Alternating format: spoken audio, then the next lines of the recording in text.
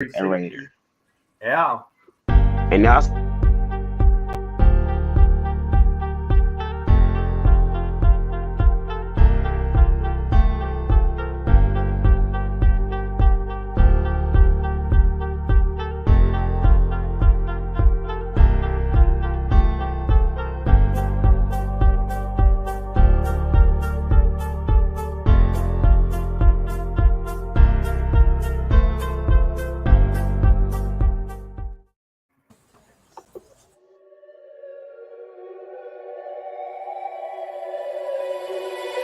I wake up to the sounds of the silence that allows for my mind to run around with my ear up to the ground. I'm searching to behold the stories that I told when my back is to the world. Was smiling when I turned.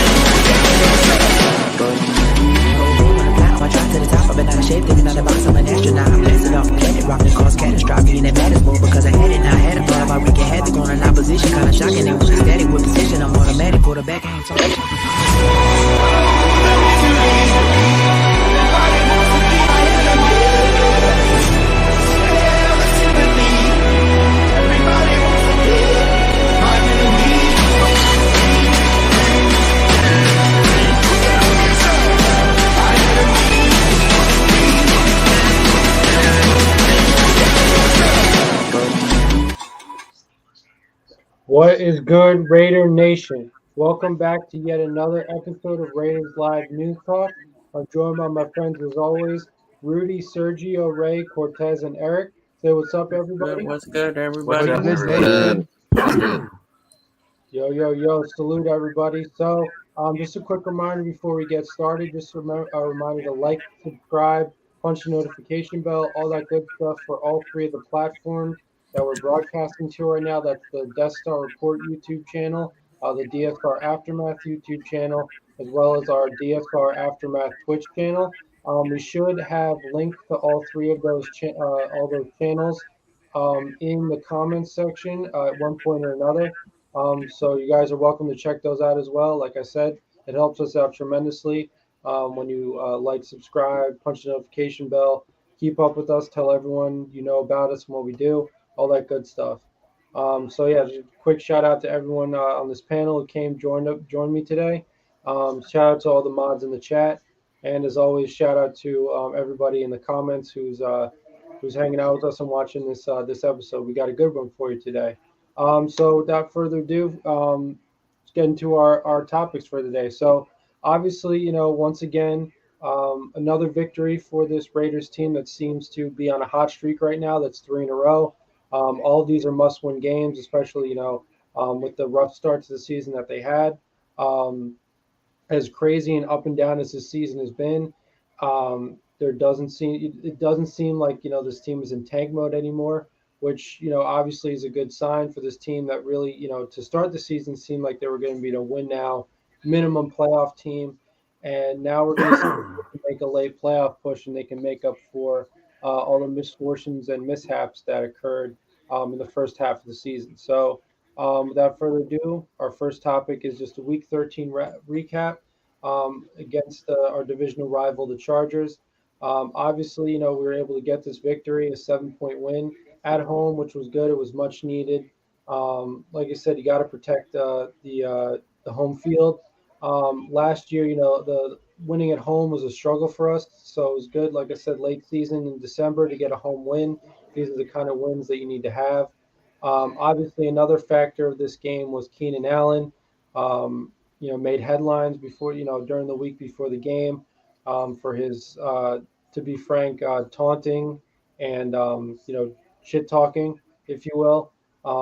Claiming that he would make our DBs barbecue chicken if they were to play man coverage one-on-one against him. So we're going to talk about all that good stuff, how how stuff like that affected the game, as well as the game itself, and why it matters so much, and how we're going to be able to continue the success. So, Rudy, if you'd like to go first, give anything you'd like to add on the Oh game. yeah, that barbecue chicken. It was really funny because I was hearing the announcer saying that that he would burn our corners and for some fried barbecue chicken, and I'm like, he didn't even get 100 yards receiving. He only got like 60 something.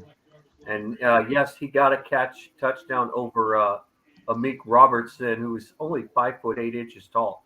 He couldn't play out against the outside corners that well. I mean, he got a few little passes, but other than that, we did pretty good.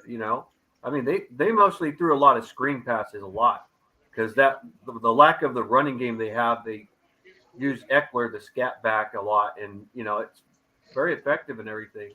But we only allowed a touchdown and field goals. I think it was like how many field goals? 3 field goals, I think, and 1 touchdown Two. or two, just two. I Yeah, mean, that was an improvement on our defense. yeah, And yeah, he shouldn't. I remember hearing Jacobs and Hobbs and all that. I mean, Hobbs is a good DB, and he can neutralize a Keenan Allen. I think Keenan Allen is overrated. I don't think he's not the fastest guy. He doesn't have great speed. He's got good moves. That's about what he has. But he's not a speedy guy and everything. He plays man to man. People can play man to man. It's that he could probably beat someone in the zone better than man to man because you put Rock in on him. Rock will neutralize him. Rock neutralized Mike Williams when we played him last time. Mike Williams really didn't get hardly anything at the time. That was before he got injured. But their other receiver that I forgot what his name is, he was really good. I think he was more of a threat than Keenan Allen. And Palmer? Palmer, he was good, really good. I got to give him respect. I get no respect for Keenan Allen. I mean, to talk that shit talk and everything, and when you're losing like that, you cannot just like do this because karma is a bitch. Can't do that. Right at him. And we could have kicked a field goal, but it would have been too far. It was a smart choice to punt it, wasted time. They had no timeouts left. They did not have they do not have a deep threat wide receiver core at all. They don't, and that was their problem. And they tried to do a lateral pass, and then it was like, 2 seconds left, and there's no timeouts, and it's over, And even if they had a timeout left, they'd have to throw a Hail Mary, and I still don't think that would have been effective enough. I don't even think Justin Herbert would have time to throw a Hail Mary, Even with a 3-man rush, I think even they'll put Mad Max like at a far edge. He'll come right on at 100,000 miles an hour. And then what's Herbert going to do? Run around, throw the ball, and then just hope just throw it all the way to the end zone and hope that someone catches a ball. I mean, it's just not going to happen, But yeah, it was a good game. The defense played really good. Derek Carr did mess up, but he made up for it. And I think that the one who should be making the fried chicken is Keenan Allen. They should just feed it to the Raider defense. Yeah, for sure. I mean, obviously, as much as I hate to say it, to be fair to the Chargers, they were obviously dealing with some injuries, which obviously we were able to capitalize on. Obviously their O-line is very banged up. The receiving core, like you said, first of all, they're not very deep. And second of all, they have the injuries that they had. A guy like Mike Williams, who when he's played, has had a really good season, if you ask me.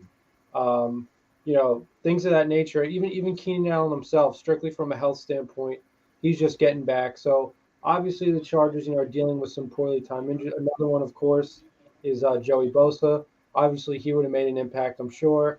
But yeah, I mean, like I said, this was certainly a must-win in the sense that because of those injuries, as the other team who's healthier, you have to capitalize. Obviously we were the healthier team, and we were favored to win this game, and we came out and came out on top, and that's what's important. And but to your point, Rudy, about the barbecue chicken thing, that to me is just first of all, I really don't like the idea of giving the other team, no matter what the sport is, giving the other team billboard material, just giving them something to, I don't know, to talk about or to get more pissed off about before the Yeah. game, things of that nature. It just, to me, it just doesn't make any sense. Yeah. And this is, at least to my count, the second year in a row now where a Chargers player, after the early season, first matchup between these two teams, where the Chargers, eke out a win barely, um, they say something about this team, about us, about a certain player. Whether it was Yeah. last year, it was Joey Bosa saying something about Carr. That's Oh, unnecessary. And then this year, obviously, the barbecue chicken thing with Keenan yeah. Allen, Yeah. where even Josh Jacobs apparently post game he admitted that the barbecue chicken thing gave him extra motivation, and Barbecue chicken. Baked chicken. yeah, there you go. Yeah, exactly. Oh yeah. Exactly. I wish we need Big. like a button or something. You just like something we can I don't know if StreamYard allows you to do that, but yeah, I mean that just goes to show like how Yeah.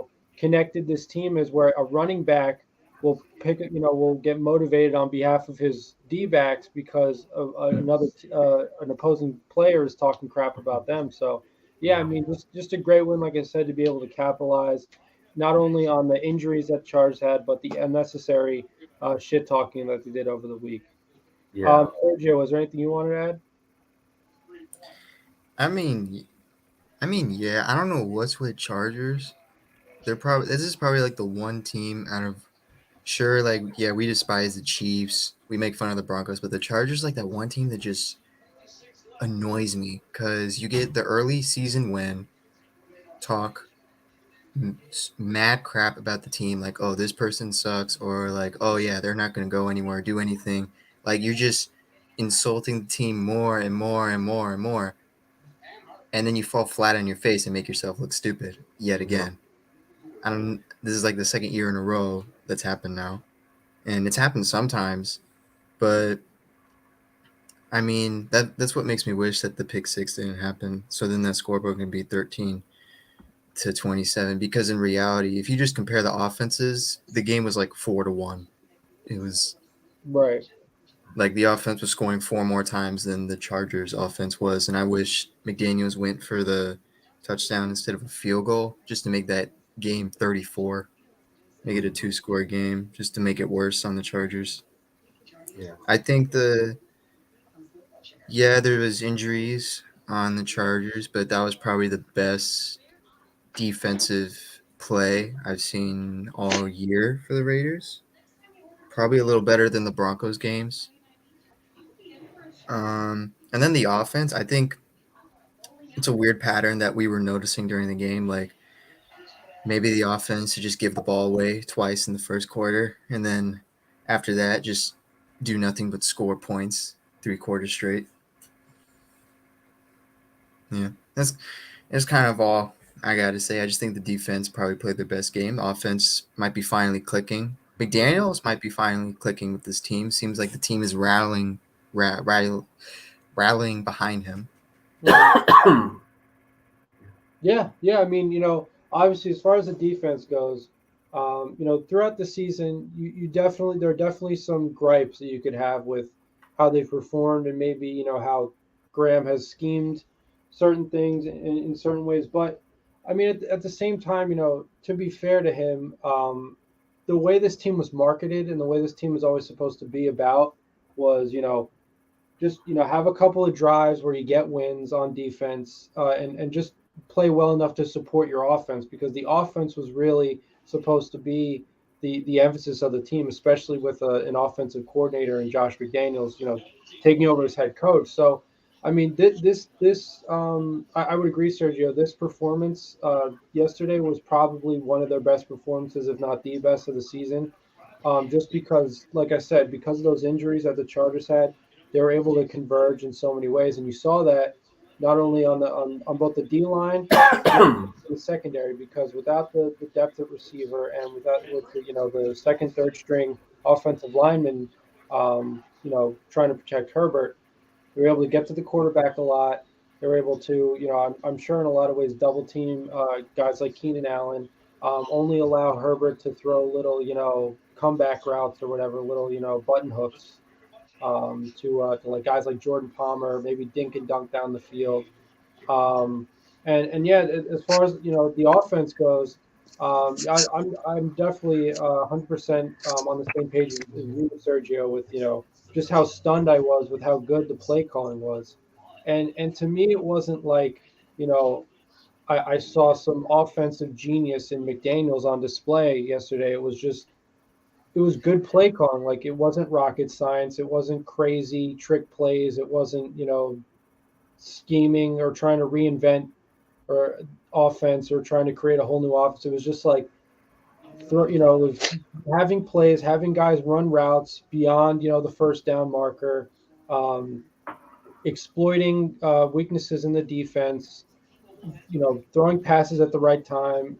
It seemed like they had a pretty balanced offense the whole time. I mean, it was just a simple offense, and that to me, that in a lot of ways, and I think we've seen it a lot this year, even with other teams, is simplifying the offense is the key. So I definitely agree. Like it could be that like maybe McDaniel's is finally understanding that and starting to see that like you don't have to have all these crazy routes and you don't have to be a complete intellectual uh, you don't have to have an intellectual approach to the game to succeed offensively. And so I think they can bottle this, what they've done, the sort of pace and the tempo and the rhythm that they had on offense. And I think they can be dangerous against a lot of teams moving forward. Ray, was there anything you wanted to add? Straight barbecue chicken, as they say. Yeah, Nah, man, just I feel like everyone played great, dude. Like everybody, everyone was playing to perfection. Jacobs, Adams, even Morrow a little bit. I was scared at first when he went out with the concussion on the first play. He came back and played his role and did what he did. And I think I found Chandler Jones in week 13. 3 sacks, man. Finally, dude, the production is finally showing up. And for one, I had to agree with the analysts too with, like there's games where you don't hear Chandler Jones's name, but you hear right. Crosby and Crosby puts up the sacks. Everyone cares about sacks, right? But they don't look at what, the other like stats like pressures and stuff like that. I understand that. So I felt like yesterday was more so more Chandler Jones more than Crosby, even though Crosby was getting active, he wasn't able to record a sack, right? But I feel like Chandler Jones basically was Max Crosby yesterday. He was the pressure. They were blitzing a lot. I saw that. They kept sending a lot of pressure because they lost Corey Linsley, so it just left Perryman wide open for a couple of hits and pressures, and I was like, okay, this is pretty valid. Everyone played great, that I mean, yeah, everyone played great. Adams is still him, Jacobs is him. Please pay him, and yeah. I think what happened was they did have their rookie play left tackle, so I guess why Crosby wasn't that exciting. They probably double or triple team Crosby all night, and that probably gave Chandler, that probably gave Jones room to just destroy their rookie. Yeah, because Chandler had a better chance of getting the quarterback. Yeah, because of the Slater would be right there. It was actually like a 2-year man or something like that, 2 or 3 year man. Sophomore year. Yes, 2-year man. So Yeah. when he was out, he's out with a bicep. He's out for the season. Yeah, when you have a bicep injury or a triceps injury, it's out. That's the same thing with like Brandon Parker. He had a tricep injury, and when you have those injuries, you can't block as a tackle.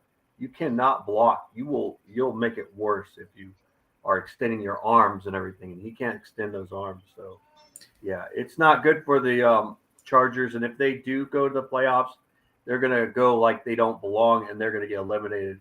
They're going to be eaten up alive because they're too banged up to play. I mean, they looked impressive from the beginning, but right now they do not look well. I was surprised Khalil Mack. That was the guy I was worried about the most than anyone else. Yeah. Him and maybe Derwin James. James looked like dog trash, though, Yeah, I mean, we were all worried because how Carr plays a little anxious when he goes against Khalil Mack. I mean, it's probably out of respect because he knows how good Mack can be. Well, Mack does get there. He's playing on the his left side, but on our right, and The He weakness was going up we against have is on the right Illuminor. side. Yeah, Yeah, Luminar. Illuminar didn't allow Khalil a Mack. single pressure. I was surprised. Khalil Mack was like trying to get to there, and he wasn't doing too much. But it looked like they're playing a little too conservative on their pass rush, though.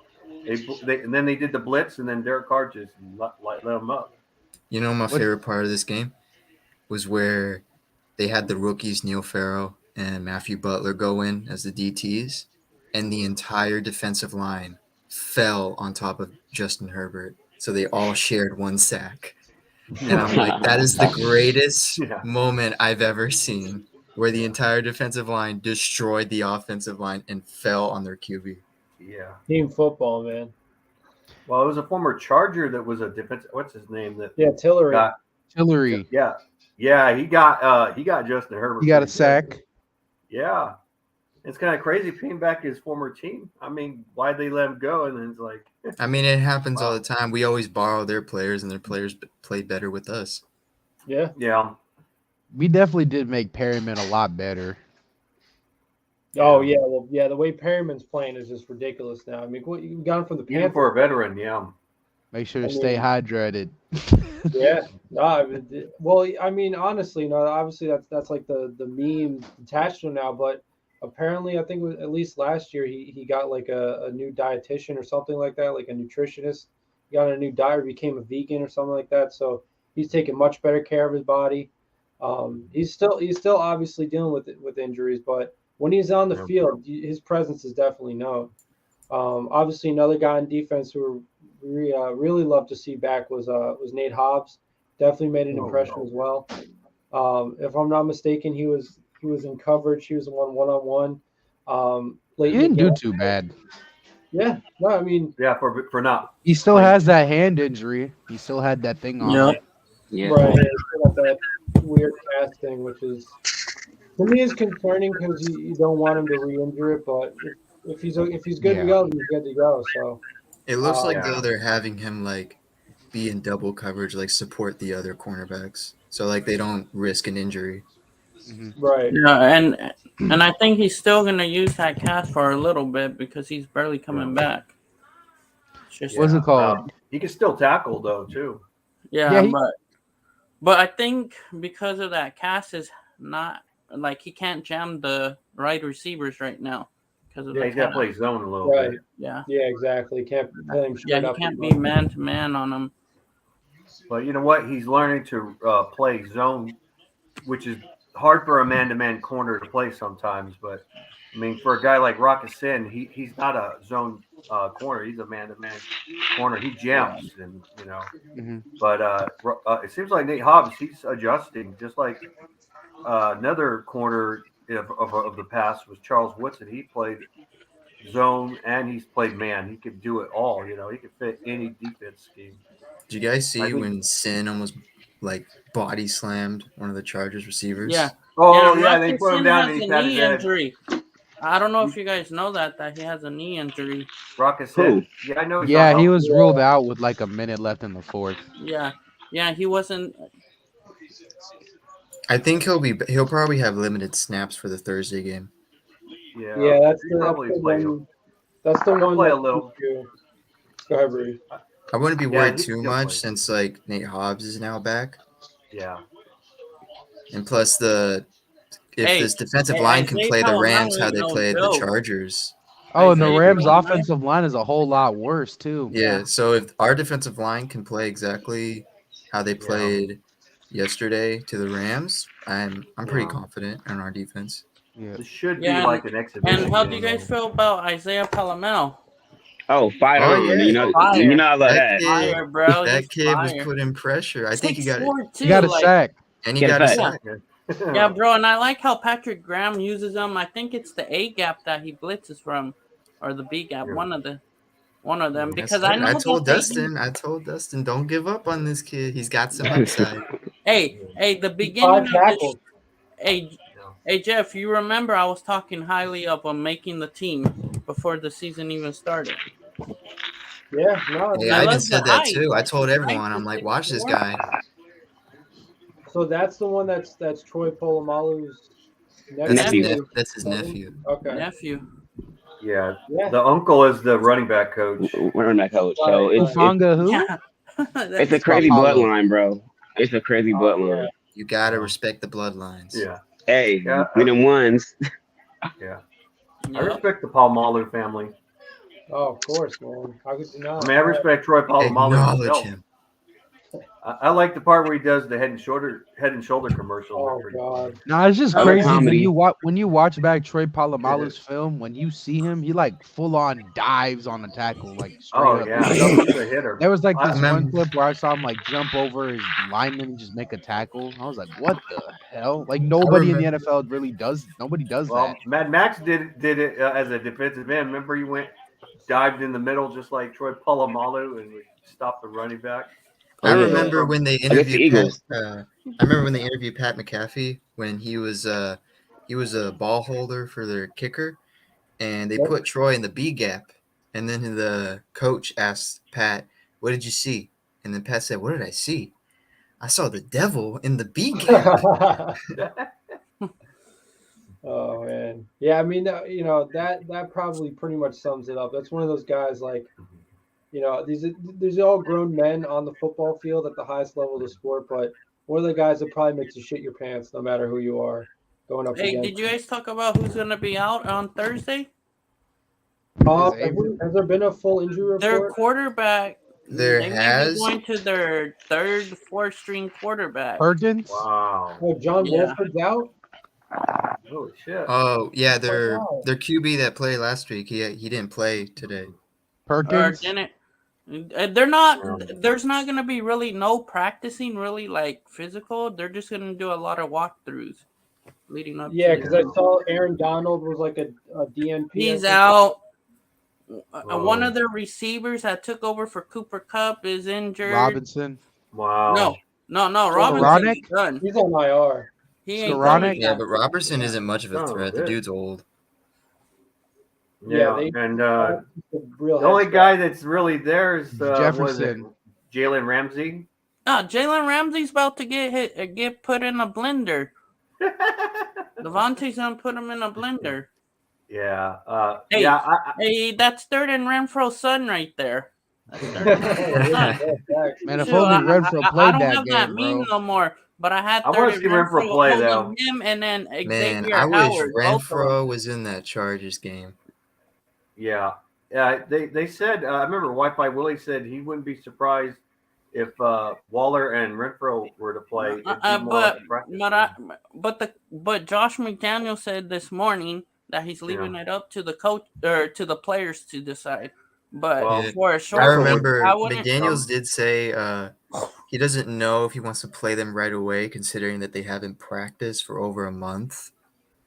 So yeah. Well, he this might. would be a practice game if you think And about Jacob it. Holstein is out again, so we might as well bring up another tight end. Yeah. Yeah. Yeah, I mean, I honestly I still don't have any complaints about Foster though. I mean, I don't think you could ask for a better at least fill-in tight end, especially with the expectations of Waller going into the season being elite at the position. And as we talked about last week, he, I don't think so. I mean, Foster, what did he have one drop yesterday? I maybe one if that. But I think he I don't think He it had was that dropped. drop in the first play of the game. Yeah. No. And Okay. Oh, so one I of their remember he had a corners, drop, Hill is and out. That's what made him have Yeah, that that was like concussion that- protocol. Hill that was- and Lance McCullum, a wide receiver's out. and Another then wide receiver. and then he came back in the game, and then he had like a 30-yard catch. They still Right. have Higbee, Cortez. Yeah, Higbee's still there. Okay. And they have that guy. What's his name? Rapp, the safety. Taylor Rapp, man. Yeah, that Korean. I think yeah, so the only thing I'm worried they're, about is Bobby Wagner. Their He's a Sam pretty good run linebackers stopper. out. One of their corners, or both of their LCBs, their left side corners are out. So they're going to their third string. Robert. I don't want to jinx it, Bosa? but it should be an easy game. It should be. Yeah. The Rams might be tanking it though. I mean, if you No, look at it, how are they? They're not tanking. They don't got a draft pick. That's Detroit Lions. How are they tanking? They have no first round picks to Yeah, 20, yeah, like how are like they 2020, like No, I don't think 25. they. I don't think they have a first or a second. They Wow. They don't. don't. because they Oh, traded okay. all their picks But away it's like, just but to it's win like, the what Super is the Bowl. point if they win or lose? They're just hurting Yeah. yourself regardless. Yeah. Yeah, It's yeah, what I said. I made a post about this. It's what I said because apparently the Rams they're 3-9, and apparently that is the worst record for a team that won the Super Bowl the previous season. And I said, mhm, this is what happens when you build a team versus buy a team. The Rams bought their Right. team, and that's what happened. They yeah, don't have like young players anymore that like want to try to win again. They just have mostly yeah, veteran players that are either getting injured or they know they yeah, already won. So what's the point? yeah, Yeah, and I mean, it obviously it paid out. If you're gonna do that, if you're gonna try to win a title the quote unquote dirty way, and just try to put all your chips into the middle for 1 year, and then whatever fallout happens, happens. But yeah, this I would definitely argue this is one of the worst, if not the worst, Super Bowl hangovers Heck, of all and time. it's even benefiting like a team like the Lions who traded Matthew. If the Rams have the second worst record, they could probably draft a QB if they wanted to sit behind Goff for a year. yeah. Yeah, Golf's a young guy. I don't know if they will, if they want to wash their hands. I think Golf's doing good. If I were them, I would probably add a receiver or defense. I would add another edge rusher if I was Detroit. No, Edge they're probably rushers are very high. if they're like the top 3 pick, they'll probably get Jalen Carter to help out Yeah, Hutchinson. they could go for Jalen Carter, the defensive tackle that Dustin wants us to get. But I could. There's a lot of things, or they could even go for the corner, uh, uh, Killia Ringo Oh from yeah. Georgia. I like that Keelan Ringo because he's 6'2", 205, and he's a hard hitting corner. But I know people say we got Rocket Sim, we got Nate Hobbs, but I wouldn't mind adding him with the trio. You could intertwine him as a nickelback or even as an outside corner. You could do. There's no such thing as having too much, in my opinion. You know, but I would be happy either with Jalen Carter or Keely Ringo. Either of those guys. But it's going to be hard to try to get those guys. If we're going to get one of those guys, we'd have to trade up. And I don't know if we're going to be one to trade up, but Yeah, I mean, I personally, as I said, last week, I think one of the big positions we really want to, have an emphasis on in the draft is a wide receiver, somebody who can play a wide receiver 2 role. In the very least, yeah, like a deep threat, because I mean, Devontae obviously has proven that he can do that. He proved that yeah, last week in spades, but there's still room yeah, for a guy who can still be a playmaker, can still get yeah, open when they're double, tripling, covering Devontae. I mean, going back to the Rams, last year, the key to their success was Odell comes in, and plays that wide receiver 2 role perfectly. I mean, you double, triple, cover yeah, Cooper Kupp, you do whatever you can to try to scheme against him, and then Odell's open. So a guy like that, I think would definitely pay huge dividends for this offense because I mean, yeah, I love Matt Collins. I think they should keep him if for no other reason than his special teams contribution. A lot of times yeah, he'll get Oh right yeah, down that there, guy is clutch in special teams. right? yeah, Be a gunner, get all the way down there with his vertical speed, and yeah, pin the guys down deep with a punt recovery, if you will. But you know, yeah, I mean, he's pretty good. He's a pretty good like third option, obviously better than guys like Keelan Cole. But I yeah. just don't know if like he has the skill set or the ability to grow into that true like wide receiver 2 role. So Yeah. Yeah, I mean this is his first season where he's actually getting snaps as a wide right, receiver too. I think this is actually his best season as a receiver, and it's like his 4th or 5th year in the NFL.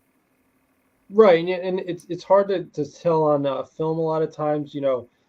Is a guy not getting a lot of targets or catches just because he's not getting open? Because you only see so much even when you're watching the game. So I mean, maybe it's that he's not getting open all the time, or you know what I mean, or he might be getting those targets when he is open, but how often is he open? So I still think like I said, as I said, last week on one of our episodes, a guy like Jordan Addison, I'm really excited about at Yeah, I USC. was telling Dustin if Raiders like don't move their pick anywhere, if like say they're the mid first round, Right. and if the best available is a wide receiver, they've been scouting Jordan Addison a lot, USC, Hmm. and if he was the best Yeah. available, they'll probably take him.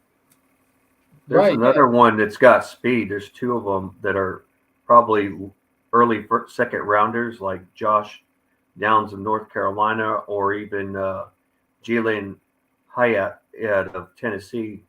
These guys are like 4.3 or 4.29 speed demon wide receivers. They would be great where they could allow like Devontae Adams to get open a lot easier, because it'll cause a lot of separation. They're speed demons. That means it would be hard for them to play like single coverage. It would be difficult. They'd have to double cover the speed demon, and then Devontae Adams is the covered one-on-one. But I look for a speed demon, and I don't mind them doing is like they should utilize both Mac Hollins and Hunter Renfrow in the slot. I think because of Mac Hollins' height ability, he could be used more in the red zone as a slot receiver. That would be better. Yeah. Yeah. For sure. I mean, yeah. Obviously, the height matters. He is a big target. I think what was it last year? He had 4 touchdowns, even though he had like You know, 150 yards receiving or something like that. So obviously the frame is there, and I honestly thought going into the year McDaniels were going to use him more in the goal line offense, especially because in a lot of cases they've been struggling in the red zone. So yeah, I mean you would think that as time goes on they'd start to use him more in that capacity, but yeah, I mean they could draft a wide receiver because there is a lot of wide receivers coming out of the draft, a lot to be excited about with that. And it's a position that, to me, it seems like it is not always prioritized by other teams in the draft, especially in the first round. So, um, it could be something where a really attractive, prospect, a pick could fall to us no matter where we go. Because realistically, if we're finishing somewhere between 500 or on the outside a couple games over 500, we're gonna probably be naturally somewhere in the middle of the first round. So, I think there's definitely room to get a receiver. Or, like as I've also said before, because the Chiefs don't really seem to be featuring Marquez Valdez-Scantling in a way that the Packers were. Um, I think you should try to make a run at him because it doesn't seem to me like they're really using him as a deep threat. It seems like they're still using guys like Mecole Hardman, as a deep threat, or if anything, maybe like Juju, just something to take a little bit of the pressure off Kelsey. Because to me, the Kansas City offense, I mean, obviously it's working. They're winning football games. Other than they can't beat uh, their kryptonite in the Can't Bengals beat and Joe Burr. right? Other yeah, than they the did. kryptonite. Yeah, I Joe think that Burrow's you the know what? only dude that's undefeated against Mahomes. He's like 3-0. Yeah, Yeah. You know what the funny thing is though is that I was going to say is that the Chiefs could have beaten the Cincinnati Bengals, and it was that one thing that happened, and that was Travis Kelsey fumble. If you take that fumble away, the Chiefs got the Bengals beat It's in a also close another game. thing. I told Dustin, I said, the Bengals know how to beat the Chiefs. The Bengals are now 7-0 against the Chiefs Yeah, in Cincinnati. yeah. that's crazy. Wait, you mean over the past 7 matchups in Cincinnati, the Bengals are undefeated? Yeah. So even when the Bengals were complete poverty, Yeah. like in like They know. 2019, Yeah. I swear they know how to beat the Chiefs somehow. that is that's Since amazing. the since the dawn of the NFL, they just know how to beat the Chiefs. Really, that's a very interesting stat. Yeah.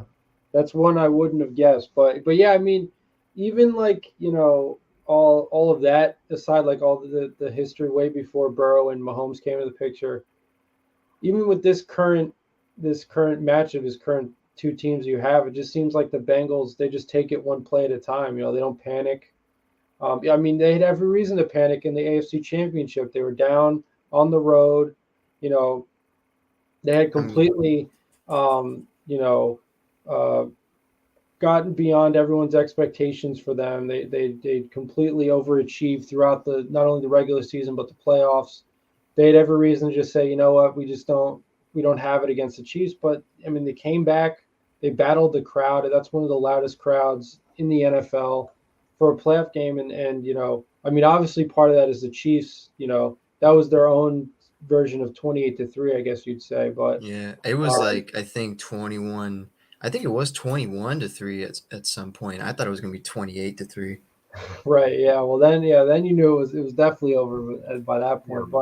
But even I 20, think that's what caused everyone to feel like Joe Burrow's like the next like Brady or Peyton Manning, just because how chill, just basically how chill he is. Like and he calls himself. He says he so knows cool, he's a man. winner and he knows he can win it all.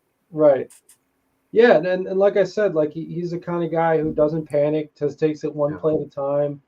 I think their offense is designed to, just find the open guy. It's nothing crazy. And another They're thing, very he doesn't care how many times he gets sacked. Like that's another thing. Like you hear Yeah. QBs like Oh complain a yeah, lot, except this is probably the only QB I've ever seen that just shoulder shrugs it. He just doesn't care. He's like, all right, Yeah. let's just go to the next play. Same with Carr. Carr doesn't really Yeah. care. He Tom doesn't Brady care, does but care. he'll get Brady frustrated cares. sometimes. Oh, Uh, he only Brady- he would get frustrated for flags on his offensive line. yeah. And he yeah. gets frustrated when the receivers don't run their routes. That's where he Oh gets yeah, frustrated. you see, Carr will give that death stare every time Jermaine Hey, Luminor does a Hey, false I was start. gonna say, you know, just like as the Raiders as a team, dude, it's always been scary this entire season. When that fourth quarter hits, because this entire season's been known for the choking and everything, losing Right. games and having leads. So when I saw the Chargers get that touchdown, first of all, I felt like it wasn't even a Meek's fault or a Meek's fault. It was mostly wait, what? Hold on, give me 1 second. Yeah, no problem. Yeah, I do agree because his height advantage. Because look, Keenan Allen is 6'3" tall, and Meek is 5'8" tall. There's a disadvantage. Meek played good coverage defense, and any defensive coach would tell you that that's the best coverage you could play for any DB. It's just an unfair advantage and everything. I mean, he yeah, Meek played. He jumped was as up high to as he his could to face. bat the ball down.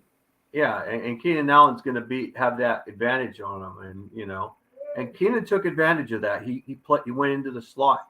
They put him in the slot so that he doesn't go up against Nate Hobbs or Rocket Sin. Because if he played like that against Nate Hobbs or Rocket Sin in that same coverage, it would be an incomplete pass easily. That's how the game ended. Nate Hobbs shut Yeah. him down. Yeah, he can't play with Nate Hobbs. Nate Hobbs is faster than him, quicker, and he's stronger than him, and Keenan Allen's not that young. He's getting in age. He's getting in age. I seen him struggling in the Pro Bowl, how he's dropped passes and everything, just those simple ones. Although he catches the ball better when he's on the field against players, but Yeah, the only reason Chargers are like proclaimed as like this really good, crazy passing offense is because that's all they can do. They can't run the ball. You expect Eckler to try to get a first down running the ball, yeah, and Eckler's not even a running back. He's like Amir Abdullah. He's just a yeah, wide he's a back. scat back. Yeah, that's what he is. Like, yeah, or even a Charlie Garner, but Yeah. So there's he's not a nothing. very big guy. So yeah. all the Chargers can do is just throw the ball. Their other guy, what's his name, Kelly, that was their guy. They should have utilized him more in the run game. I mean, we got a turnover off of Eckler when he fumbled the ball, and that's when Nate Hobbs recovered it. Because that, I don't know who went low on him. Because I think it was Harmon. Yeah, I think Harmon went he comes low over and he knocked the ball out. And Eckler usually goes low because he's a low base running back, But Harmon went lower than him, and he ball popped out, and then Nate Hobbs got the ball, and they got to have a running game. If I was the Chargers offense, they need to get a running back. I mean, they need to improve their run blocking skills, but I mean, even that Kelly guy, he's their better runner than Eckler, but they probably should draft a running back, like either in the second round or first round or something. But or they could go get one in free agency or something. But but with that run blocking, they are not a good run blocking team. Denver is a good run blocking team. Much as I don't like them, that's their better attribute. That's why they can go with almost 80 running back that fits their run blocking schemes. Just that like Gordon, he kept fumbling the ball and they got rid of him. They're all saying, "Oh yeah, we got a great duo. We got Melvin Gordon and we got Devontae Williams, and then Devontae Williams is out, and then Gordon becomes completely irrelevant." But yeah. Yeah. I mean, to me, what was weird about that Chargers game was that it really seemed like the one thing that was working consistently for the Chargers was just a screen to Eckler with blockers up ahead. It didn't really seem like we could stop that. I'm not sure how many receiving yards Eckler had, but it must have been a pretty good amount. But yeah, for whatever reason, they seemed to get away from it, and I thought that they could have used that a lot more. I'm glad they didn't, obviously. But yeah, I mean, obviously we hate the Chargers, and we don't hope that they figure this out. But moving forward, if they're going to still have the injuries that they have, I think they're going to have to rely on Herbert's mobility in the pocket, whatever, natural quarterback instincts he has. And like I said, guys like Eckler serving as like a check down. They're pretty much going to have to feature guys like Eckler for the bulk of all of their drives. So, like I said, I'm just glad that the one thing that was working for the Chargers, they didn't really use a lot. I think was, let's see. Hold on, I'm reading the play-by-play right now. Yeah. So that Eckler fumble was a pass. So maybe that's why they got away from it, because that very thing, it caused a fumble. So maybe that's why they got away from it. So obviously, and it was Duron Harmon who forced the fumbles, and Polamalu was also in on it. So yeah, once again, great play by those guys. Yeah, people said getting rid of Abram was a bad idea. Well, I hear there. It's yes and no, but when Hobbs was out, they needed to get another corner more than anything.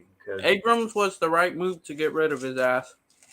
Well, go ahead. He was expendable for a fact, but I don't have anything against Abram. I think he's a hard-hitting safety. He's not great coverage, but remember, they're utilizing him everywhere else. Where they had him before, he was playing successful. He's good in the run stop. He's good for blitzing and everything. And they did, in my personal opinion, I think if Nate Hobbs had never had that hand injury, I don't think they would have traded at all for him. I mean, got rid of him and all that. That's just my personal opinion. I think they did it to add more depth to the corner position, because they have to make room on their roster. And that's what they did. And I have nothing against Abram. He's a hard-hitting safety. That's what he is. He's a box hard-hitting safety. Yes, his biggest flaw is coverage, but he's a great tackler. He's a great hitter. But his problem is he's got to work on his coverage skills. That's what he's got to do. That's his biggest flaw. It makes me wonder if, from what I'm noticing, how this regime is working, is they see you as they respect you as a player if they want to get rid of you, but they'll trade you for a late round pick. But if they just see you as expendable or well, you're useless, they'll just straight up cut you, and just, if there's dead cap, they'll eat it anyway. Yeah, it did seem that way too. Because we were we got rid of which was a bad move in my opinion, was getting rid of Leatherwood. Even though Leatherwood was not a tackle, he was a guard. I've been saying it forever. You cannot turn something that is not what it is. It's like saying you're turning a cheetah into a leopard. He has stripes like a leopard, but he's not a leopard. He's a cheetah. That's what Leatherwood is. He was a guard. He played tackle in college, but they didn't do their homework. Then they said, you know what, play him guard. That's his better position, guard, and that's what he should have stayed as. He should have never went tackle. And then he got frustrated, and they saw his frustration. Then they let him go because of that frustration. They would have kept him if he hadn't been frustrated. When a player gets frustrated, they believe that's got to go. It's just to send a team to the message, like with these younger players, you get real frustrated, we can't have that kind of thing. You got to have that discipline, and that's Josh McDowell's message. I feel the reason that Theo Munford's not playing really right now is because we're maybe make the playoff, but we want that veteran player that knows, that's been in the league for a while. Well, with the Luminar starting. Yeah, well, Luminar, he's kind of like Leatherwood, but the main reason Luminar shut down Khalil Mack yesterday. Well, I don't know. Khalil Mack didn't look good at all. He just didn't look like what he was. But here's the problem, though, with Munford. The only one flaw he has, he gets in trouble for not lining up right. That's the main reason why I think Luminar is the starter. Although Luminar does get with the holding calls and everything, but I think Luminar has he blocks more like a guard than a tackle. He does the same thing Leatherwood does. He's not a guy that does he's not a jabber.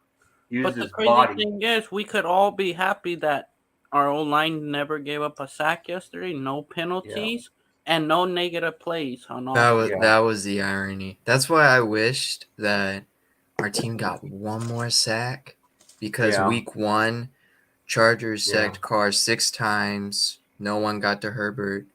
And then if we got 6 sacks, it would have been Raiders sacked Herbert 6 times and no one got the Carr. Yeah. It would have been perfect irony. Yeah. The reason with our O-line was it was just a completely new O-line. We didn't play in the preseason, with our starters at all. Just maybe a starter player, and that was it. Like only like Jonathan Abram and Josh Jacob and maybe Nate Hobbs or Rock Sin. That was it. But no Derek Carr, none of the O-line except for maybe. Did you guys talk about Cleve too having a good game yesterday? Oh, Clint Farrell did really good. He looked really good. I always say don't give up on Clint Farrell. I mean, he was a bust as a 4th pick of the 1st round, but he wasn't a bad player. You have to utilize these players differently. The player will play as good as you utilize him. That's just the way it is, And it's always up to the management and the coaching to deal with that, And Tillery, I think Tillery came at the right time for us. Oh, hell yeah. I was real impressed. I was hey, right now, I would pay the dude to keep him. Yeah, I would. I mean, if you're not going to go, I don't think we're going to get Jalen Carter unless his stock drops. I mean, if it stays up where it's at right now, it would be hard for us. And it looks like teams like Detroit or Carolina are looking for more defense. Carter might be the first defensive pick in that draft. Yeah, I don't think Carolina's going to go for a quarterback. I just don't see it. Who do they have, really? They could either go. I know some people don't like Baker Mayfield, but Sam Darnold. Baker's not on the team. He just got waived today. Yeah, Baker got released today. Yeah, there's rumors that the Niners might sign. Niners. There's rumors the Niners might sign Baker, but I don't think they will. I think what they will do is that Bucs game. They're going to try to see what their rookie can do, because he played pretty well against the Dolphins. So I guess they're going to try to see what they can do against the Bucs defense. That 3rd quarterback on Carolina actually did pretty good, in my opinion. I think he did pretty good, So he's the last pick of the draft too. He's Mr. He played pretty good. The next he's Mr. Relevant now. Yep. Yeah, Mr. Irrelevant is Mr. He went from Mr. Irrelevant to Mr. Relevant. He is. And like all these Niner fans are happy now that Jimmy G got hurt. Oh, they're stupid. I would be. But if it wasn't for Jimmy G, I said the Niners were Super Bowl ready with Jimmy G. Now that he's injured, they're not going to. They're going nowhere. They're not. And plus, if it wasn't for Jimmy G, they wouldn't be where they're at with Trey Lance. Yeah, that defense is going to stay on that field too long. They're going to get tired. Their arms will get weakened, and then they stop the run well. They pass rush good, but all that means nothing when your arms get tired and weak from being on that line too long, and then guess what? The offense just destroys you. A perfect example is the Broncos. Just somehow still can't beat the yeah. Ravens when Lamar is out in the first Yeah. quarter. Yeah, I mean, they really both offenses suck really bad. That defense, I swear, if Russell is not murdered by the end of the Yeah. season, I will be shocked. If he's not sent to jail by week 17, then there's a For like false advertisement. yeah, no, for like $200 million con job. But Yeah. yeah, I mean, I don't know. I don't know. The thing about the Niners, because obviously that's an upcoming matchup. The way I look at it is that like virtually anyone can play quarterback for them because as well as that defense is playing, you got a guy like McCaffrey who's as dynamic as he's like It's McCaffrey that system, that Shanahan system. Yeah. like McCaffrey had 8 receptions for 80 yards and a touchdown. That's like a Yeah. top 5 receiving line. So for him, Purdy's able, Yeah. or whoever it is, whether they pick somebody up off waivers, he can make high percentage throws. They have a unicorn in Debo, jet sweeps and whatnot. They got George Kittle who can be that third man option. So I just think and to me that's going to be the toughest test because if we're talking about a playoff push now, because now it's it's not a tank anymore. So now we have to decide between is it false hope or is it real hope? Like what is this Raiders team? So and to me, like I said, the Chiefs obviously with that loss yesterday, that makes it a little bit less likely that they'll have the number 1 seed locked up. But if they do lock up as much as they can by that Week 18 matchup, it'll probably be a virtual bye week for them. Like I said a couple of years ago, when the Chiefs were doing really well, they only had 1 loss, which was to us, of course, in Arrowhead. They played the Chargers Week 18. They rested all their starters, and so technically the Chargers got a win against the Chiefs. So. Maybe we're lucky enough to get something like that where it's just a cakewalk kind of game where it's like, it doesn't really matter a lot, and the Chiefs are just trying to try out some stuff. But yeah, like I said, outside of that possibility, I would say that the biggest thing standing in our way of a playoff push is the Niners. So as far as keys to beating them, I would say just don't make a lot of mistakes. I mean, we saw what happened, with the high flying offense as the Dolphins have. Tua, especially at the end, even though it was a close game, he just committed way too many turnovers, too many stupid mistakes. Yeah. And that's what ended up killing them. So that's what ended up making it look like a blowout at the end of the game. So if you can keep it close, I would say kind of like the Raiders-Bengals playoff game last year, where even though in the regular season when we played the Bengals last year, they basically blew us out. In that the second time around, much different story. The Raiders defense was able to play really well, able to lock in. And if it weren't for a couple plays here and there, which includes, that the whistle, that erroneous whistle BS play. If it weren't for something like that, maybe we win that game. So to me, it could be, that kind of a game. Is that in San Francisco or is that at Allegiant? Nah, it's in Vegas. Okay. Yeah. All right. So there you go. I mean, like we've said many times, Vegas, Allegiant Stadium, it's a destination kind of city type thing. So it's possible a lot of Niners fans show up. So that. Oh yeah, ton of fights are gonna happen. Oh yeah. Well, there's. Oh no, that's what the Oakland fans you're thinking of. But a lot of Oakland fans come to Vegas too. Yeah. And the most of the LA LA fans fans are come. definitely gonna be there. Who's gonna be there? The LA fans, they're definitely gonna be there. They're a lot closer to Vegas though. True. Yeah. So LA, which is still a Raider town, they're going to show up. They're going to show out. Raiders are the best LA team right now. I mean, who are you going to support? The Rams, Chargers? Oh, we still own LA for sure. Yeah, we still do. Al Davis is the main reason why.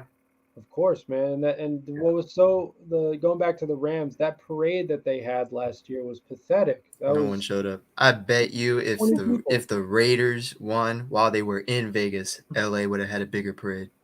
Yeah. I mean, there was Yeah. one, the one like solid notable Rams fan I can think of is YG, the rapper. Outside of that, I Yeah. can't think of any celebrity support, any notable fans that Yeah, never anybody. take a celebrity seriously if Yeah. they're wearing LA jerseys. Yeah, that's true, but like I don't know. I'm just saying for Ice like Cube's a Raider fan, and he's LA. who? Ice Cube, he's a Oh, LA cool, guy, cool. and he's a Raider Yeah. fan. I mean, I started out as an LA Raider fan, because I Mhm. was a Raider fan in the '86, somewhere around there. Mhm. '86. That's where I started being a Raider fan, and yeah, I didn't understand football that much, but I had uncles that were Raider fans, and I started understanding football later on before we went to Oakland and everything, and it was starting to be in the '90s. And remember Napoleon Kaufman, he was originally an LA Raider, then became a Oakland Raider, and Tim Brown, he was definitely original LA Raider, and used to watch all that. And then I know I got mad because my team would lose and lose and lose until Rich Gannon and Gruden were around. But yeah, the fan base though is stronger in LA with the Raiders, and the Charger fans. They're from San Diego, then they don't bring out a lot of people there. And every time we play the Chargers in LA, it's about like 55% Raider fans. It's mostly silver and black. There was a time it was almost 90%. I think they said it was 80% or something, but they do is they keep some of those Raider fans out, the ticket sellers, to make sure they don't get too many Raider fans, I think. Nah, I remember earlier this season, you know that guy that wears the gorilla outfit Yeah, and how they said he's not allowed in the stadium? Right. And yeah, that made the whole fan base flip out. They're like, "Oh, now they're not allowing Raiders fans in the stadium." yeah. That's crap. I mean, it's just they're just saying that because supposedly because of security reasons and all that. Or Which made Well, no gotta sense. wear a mask. yeah. I mean, Yeah. so what? They could take their. He's going to take his mask off and say, "Hey, it's me" or whatever. It ain't like Right. anything. No, It's just crap. that was clearly like the Chargers. I mean, it was just a slap in the face. I mean, first of all, he's Yeah, a big fan for sure. He's one of the biggest fans we have. But I yeah, mean, to think that one person would really make that much of a difference, yeah, it was just mean spirited. It was just a really yeah, like stupid little thing that yeah, the Chargers, just as a form of disrespect because yeah, that's who the Chargers are. I mean, yeah, they talk shit. They're yeah. disrespectful. Only They been to like one. One I Super don't. Bowl. Yeah, Yeah, one they went to loss. one Super Bowl and Right. never won it. they've been They to a supposedly couple won of an AFL championship. That's about it. An AFL before right the in the AFC back and in the the day. NFC became one. They're No, basically like the Jets of the West. yeah, yeah. The Well, at left. least the Jets Except went to at the least Super the Bowl. Jets won a Super Bowl. Right, at least right, except with the Yeah, one important difference between them. But yeah, that I was mean, before any of us were born, probably. and honestly, I took a lot of heat for it from like my friends of other or fans of other teams. But that like video that they released, the PR team or the social media team, that anime type video. I mean, first of all, it was shitty anime, so it was just kind of disrespectful to the art form of anime. But second of all, like I'm the only one it seemed that was looking at it like uh, this team is walking around like they've won 9 straight Super Bowls or something. They're so arrogant, like so cock. Like, Yeah, excuse me, like Or what? like how they're ready to take on the entire league. Like, you guys haven't done yeah, anything. Like, yeah, I would respect if you made this promotional video if like yeah, say you lost the AFC championship or like you had a yeah. really close game in the divisional round, but you haven't even made the playoffs. Yeah. Yeah, I've been on the Facebook. There are a lot of deluded Charger fans, real deluded. But some of It's our why Raider fans Chargers said, are "Well, probably how many rings Chargers have is you won? None." it's why Chargers are like that. Oh It's shit! like This the game's gonna be most annoying interesting. team. Like Oh. Broncos, I kind of like. It's fun making fun of them, but it's fun respecting them because it's like the one team where it's Yeah. like you have scrap with the Chiefs. Everyone hates the Chiefs, so it's relative. But the Yeah. Chargers, it's just Yeah. I mean, you gotta Jesus. respect. How are you? How are you an organization? Yeah. Yeah. That's the Broncos with John Elway and even Peyton Manning, and of course Andy Reid, evil genius, got Patrick Mahomes to go to 2 Super Bowls. They won the Super Bowl, and my little brother's all happy that they did, but I you heard gotta respect that. Mahomes was in a. You guys see Mahomes was in a podcast and how he got drafted by the Chiefs. How when they were scouting him in the top 30, Matt Nagy, who was like the assistant coach, he gave Mahomes all the plays that they were gonna run and said, study all these plays before your what's that word? Before you try out, before everyone scouts you. So he just played all the plays that Matt Nagy gave him. Yeah, wow, the legend of Matt Nagy lives on. I mean, yeah, I mean, his apparent forte is like being the quarterback whisperer for like developing young Yeah. quarterback talent. So I mean, I could definitely see that, and then good to that. Kudos to them for, I mean, discovering him because he's sort of. I had no idea who he was in college, which sort of really kind of begs the question sometimes of like, why are why are these guys who are so successful in college, getting the look over guys who might have not peaked yet, and that's always the debate in colleges, It's why I always say it's why when everyone's talking about getting rid of Carr, oh, let's get C.J. Stroud or Bryce Young. I'm like, I will never draft an Alabama or an Ohio State QB. Those are systematic QBs who The are quarterback rarely. that I really like, Ohio State QBs are never successful. I don't care what anyone says about Justin Fields; he's still not successful until I see it. Alabama QBs name one that has won a Super Bowl recently. Their most successful is Tua, except Tua is getting carried by 2 of the fastest receivers in the league. Yeah. Well, I say it like this: the Alabama, they've always had good running backs, good wide receivers. That's where I look at them the most. Maybe hey, the linebackers. quarterback that I really like is from Washington, and he's not coming out. Penix. Oh yeah, isn't he? Didn't he say he's He's staying? a junior, so he's going back one more year. Yeah. A Doomsday, the receiver, is staying too. He's barely a sophomore. Which receiver? The quarterback, wide receiver of Washington Huskies. Yeah. Oh, Penix. Yeah, Penix is staying, and Azum. I just said his name. The receiver is staying, and their junior receiver. Yeah. Like I said, I'd rather have I would rather have a senior quarterback than a junior quarterback, because senior quarterbacks are more seasoned.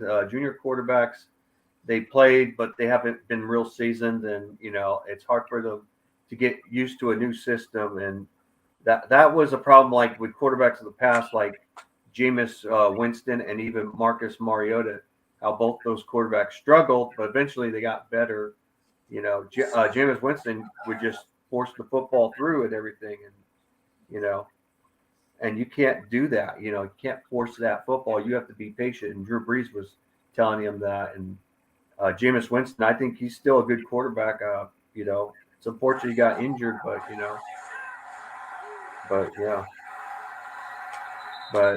Marcus Mariota, he's not a throwing quarterback like Jameis Winston, but he can run the ball pretty damn good though. But I'm hearing the game. Yeah, yeah. Do you mind muting that? Sorry, it's a little distracting. I know there's 16 seconds left. It says on there. Yeah. Oh no, it's only 8 seconds. Yeah. They're 8 about to seconds. score. They're about to Yeah. It's score. all. Why don't we just all? Well, I'm watching it as well. Why don't we all? Sure. Wait till the It's end. third down. Third and go. I would just blitz everybody on Tom Brady. Blitz the middle. Yeah, Make what him is he move gonna out of the do? pocket. What is he gonna do? He Run? can't do nothing. He can't run. He can't run and throw the ball. He has to keep his feet set. He's terrible at it. Let's go Saints. He's three-toed. Move. Get him out Oh of the my pocket. goodness! I blitz the middle. I Wow, would wow, that blitz- shit's crazy. Oh, bro. It's crazy. Did you just see that, Jeff? Yep. It's game. Wow. That's game over. Unless their kicker misses. No. Kick won't do anything. It's 16 to Well, yeah, but it's not That's a over. touchdown. Oh, they scored a touchdown. Oh shit. 3 They're seconds going left. for it. The They're NFL not going game for two, are they? any better. That would be dumb as hell if they The went for one thing I'm two. wondering about was that you remember? Did you guys see like when it was 16-3 that interception that said to hit the ground? A penalty? They just threw a penalty on some bullshit. I think they want this shit to go into overtime. Got to make the game a That's little what I more don't like interesting. about refs, though. Oh, no. It's 3 gonna seconds stand. left. It's game. Yeah. I would try and block Jesus, that. man. Block the field goal. That's what I would do. Well, Dennis Allen. I mean, we know this from firsthand experience. Dennis Allen is certainly not a head coach. Oh no, he was our head coach in the past. You know. Yeah. And he got fired his first year. Who? Dennis Yeah. Allen. That was Mark's first pick as a head coach, if I'm not mistaken. Yeah. Yeah, because the guy that was with him before that was Soprano. who? Soprano. No. Sperano. No. There was someone way before. Wasn't it? It wasn't Tom. Tom Cable. No. It was after Tom Cable, and his name was what's his name? Hugh Jackson. Right. He was the head coach, and then he was the head coach during Al Davis, and Al Davis died, and he was a temporary GM, and then finally Mark Davis hired what's his name? Reggie McKenzie. Reggie McKenzie's dumbass. And Reggie McKenzie fired Hugh Jackson. Hugh Jackson got that team fired up, though. He may have not made great play calls, but Yeah, he got Tom the Brady players working career together. second after trailing by 13 points in the fourth quarter. Yeah. Hey, who did you guys have winning in this game? I had Brady. I Saints. said it. I'm like, there's no I way took they're gonna. Brady. I said there's I took no the way the Saints. NFL is gonna let Brady lose this game. A lot of you guys, took, who was it? I took the Saints. You guys took the Queefs. A lot of you guys took the Queefs. I took the Chiefs. Yeah, I was the only one that said the. You know what? I Bengals would have were been gonna right if Travis Kelce I didn't was fumble the that only- ball. And me Right. too. I took the Bengals. It's not over Everybody yet. else? I would say it was a close game that, I you know, think I did and it was What a are you shootout. right now, Jeff, in the Pick'em League?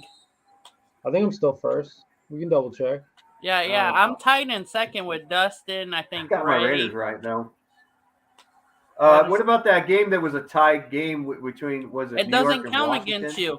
It does not count Oh, against man. you. I never saw that coming, though. It was a tie game. I never saw that one coming at all.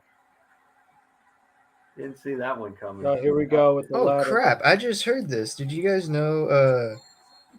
So in the Pro Bowl, right? They're obviously gonna like do a flag football thing. Oh but- yeah, that. But Yeah, it's guess over. who the coaches are? Get rid of the ball. Peyton Manning will coach the AFC, and Eli No, they Manning will gotta coach do the that. NFC. That's actually pretty cool. Nah. Well, they're actually pretty good, though, but, you know, I think they should just be having real coaches and all that. I mean, I respect both players and all that, but it should be the coach of the coaching, you know. Oh, man. All right. Yeah, What? 3 seconds left. No, you have to return a Yeah, kick or it's fine, something. yeah. It's There's no over. way. Game It's over. Forget What's that? about it. 3 seconds left. It's a It's kickoff, game. so it's a touchback. That's Were 3 you guys seconds. gonna be all watching the game? You guys want to do the V? Are you gonna be up for it, Jeff, to jump in the VC? and What watch game? the game with us? It'll depend. I don't know. We'll Do see. you work Thursday? Yeah. I mean, I'll obviously be watching the game. I'll probably be watching. I don't know. We'll see. Yeah, But Sergio, you could jump in too. I'll show it. Yeah, I've been watching the game more on the Discord than on the actual it's over TV I know lately. nobody was there yesterday, or I didn't hear you guys because I just zoned my shit out. When Well, that's because I think Dustin put the Links. link of the stream in there, so I was just watching I it on know my Dustin computer. was in there, and then Rudy, weren't you in there for a minute? Yeah, I was there for a while, but then But I was don't like, hear you guys because I have my shit on like Yeah. do not disturb or can't hear shit. Yeah, that's the reason why. And then Yeah, I mean, shit, the man. game was This like, thing is kicking my butt right now. yeah, I'll be back. so now that thrilling Bucks Saints game is over for supremacy Yeah. of the NFC South. Why don't we just dig a little bit more into this this upcoming matchup, as Cortez and I were just talking about, against the Rams. So why don't we just go around and just talk about what we think the keys to victory are, how important we think this game is, maybe a score prediction, things of that nature. Rudy, you want to go first? Yeah. I think right now we're playing against a deteriorated game, and I think Josh McGowan's might do is experiment a little bit more, and I wouldn't mind seeing it. It could end up being 40-3, because you're not going to see a lot of starters and everything. The only guy that's going to probably play mostly would be Jalen Ramsey. And, I just, it's, without Aaron Donald's a force to be reckoned. And if he's not in the game, that makes it easier for Derek Carr to throw that ball easier too. But I think right now, I think the Raiders, we might have some injuries, but I would rather like to see Hunter Renfrow and Darren Waller play. It'd be like a practice exhibition game. So we should. I mean, if we could play like really shitty, and it could be like say 17-10, and it's a shitty game, but we win the game. Just kind of like how we played against the Chargers. I don't think we were too shitty. I do think that we were really dominating them, and then they came back with that lucky pass with Keenan Allen because he matched up with a shorter corner, But yeah, I don't think this quarterback, what third string or whatever string, it's not looking good. And we have Mad Max Crosby. I think he's going to get some sacks. I would be surprised if Mad Max gets 3 or 4 sacks. I'm hoping Chandler this is the Jones is game gonna where feast. I'm hoping Let's this go. is the game where Crosby gets Or- several sacks. Maybe Mad Max gets maybe 2 or 3 half sacks, so that would be a sack and a half, and then everyone else has a half sack and a half or something. You could probably see the quarterback getting sacked maybe 6 times or so. Hey, the crazy thing is too, the Rams DBs, they gave up to DK. They gave up 100 and something yards. Tyler Lockett, they gave up 100 and something yards. I don't know if you guys seen this on Twitter. DK was on the right hand or the right side, and Ramsey was right across them. And then he moved and told Ramsey, "Follow me over to the left side," and Ramsey didn't want to go with them. Yeah. Ramsey. I mean, DK is bigger and more physical. He's maybe not the fastest guy. Devontae's gonna put Devontae. Look what he did with Patrick Devontae's got Surtain. good moves. Devontae's gonna move. They move him a lot too. They use him Devontae's going to be a problem for Ramsey, and if Ramsey thinks not, he's really deluded, because what you want to do is, if you have Jalen on him, you might want to give him some help. If you don't give him some help, Devontae is going to be burning him all day long. I mean, look what he did to a tall corner like Patrick Surtain, where he got in trouble for some cheating. He did some pass interference plays that they didn't call on us, both in Denver and even in Las Vegas. I mean, those should have been called, And Denver Broncos think PS2 is great. No, he's not great. He does a lot of illegal contact. He gets away with it and everything. Who? Jalen Ramsey? Surtain. No, Patrick Surtain the second, But Jalen Ramsey, the problem with him is that he looks good at times, but then he gets burnt. I've seen him get burnt, not just by even by wide receivers where he just got burnt ugly, you know. And I've heard like he got burnt by Hunter Renfro and everything. Renfro killed him in practice scrimmage last year. He put him in a blender. What? He uses that move, like that 360 move that he does. He created that all on his own. The Egyptian that wasn't from Gruden. He created that all on his own. Yeah, they should have him do those moves, you know. But I don't think, to be honest, I don't think him or Waller will be back because look, we're on a short week. They need to get. They might save them, even if they are playing Thursday. It would probably be very limited snaps. But they're probably saving them up for the Patriots game. Yep. Because yes, their offense sucks, but that Patriots defense, especially since Bill and McDaniels know each other very well. Yeah, I don't think they're. I think the Patriots are a bit more overrated. Their defense, I don't think, is as good as it was last year. Judon is not a person to mess with. Well, any player in general is not a. Judon is another. But overall, though, you can't just go by one player. You got to go by the whole team. That's what I'm saying. And remember, even in the preseason, not Hunter Renfro, but Devontae Adams, they had no answer for Devontae Adams in the preseason. I mean, not preseason, but for the scrimmage and everything. They played against him. And also, basically the entire preseason, like scrimmage, the preseason game, the Patriots had all their starters out there, and the Raiders' backups and rookies made them look stupid. So, I would say this. I think that's where everyone was starting to notice, like the two rookie linebackers. No, we play them in Vegas, but that preseason again in Vegas. That's crazy. But that preseason game, that was the game where everyone was starting to recognize like the two rookie linebackers, Butler and Masterson. And to be honest, I think this offseason we got to get all three new linebackers. We probably Von Diablo is one hit away from his career being over with his. Yeah, I would be fine getting rid of and broke it. He was playing with the fractured arm, and then he broke it. I would be fine if they let go of Diablo and Brown. I would personally keep Denzel for veteran presence. Yeah, especially the run game. That Luke Masterson, he looks pretty good too. And Luke Masterson, and I would be fine. I would be fine if Masterson starts next season. If you watch Seattle, I seen it in person. Like someplace he didn't know what the heck he was doing.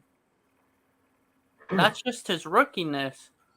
Yeah, that is, but that could be corrected and everything. I mean, you could say that with a first round pick could go through that too, you know. But I would say right now with us, I'd still draft a linebacker, but I'd go like this. You go wide receiver in the first round, you can go linebacker in the second round, and third round you can add another tackle. I don't think we're going to go another tackle. I'm starting to think. I think you'd only go defensive tackle if Jalen Carter is available. Other than that, you wouldn't go for any other. Yeah, at that point, tackle. You were just hoping to try to like steal, trying to do a steal in a draft. Yeah, you can get a receiver like I said like those guys, the speed demons. They'd be perfect number 2 wide receivers or interchangeable, and you could put them on special teams too. I want to get a special. You might get more than one wide receiver, or you might get 2 tight ends. You know.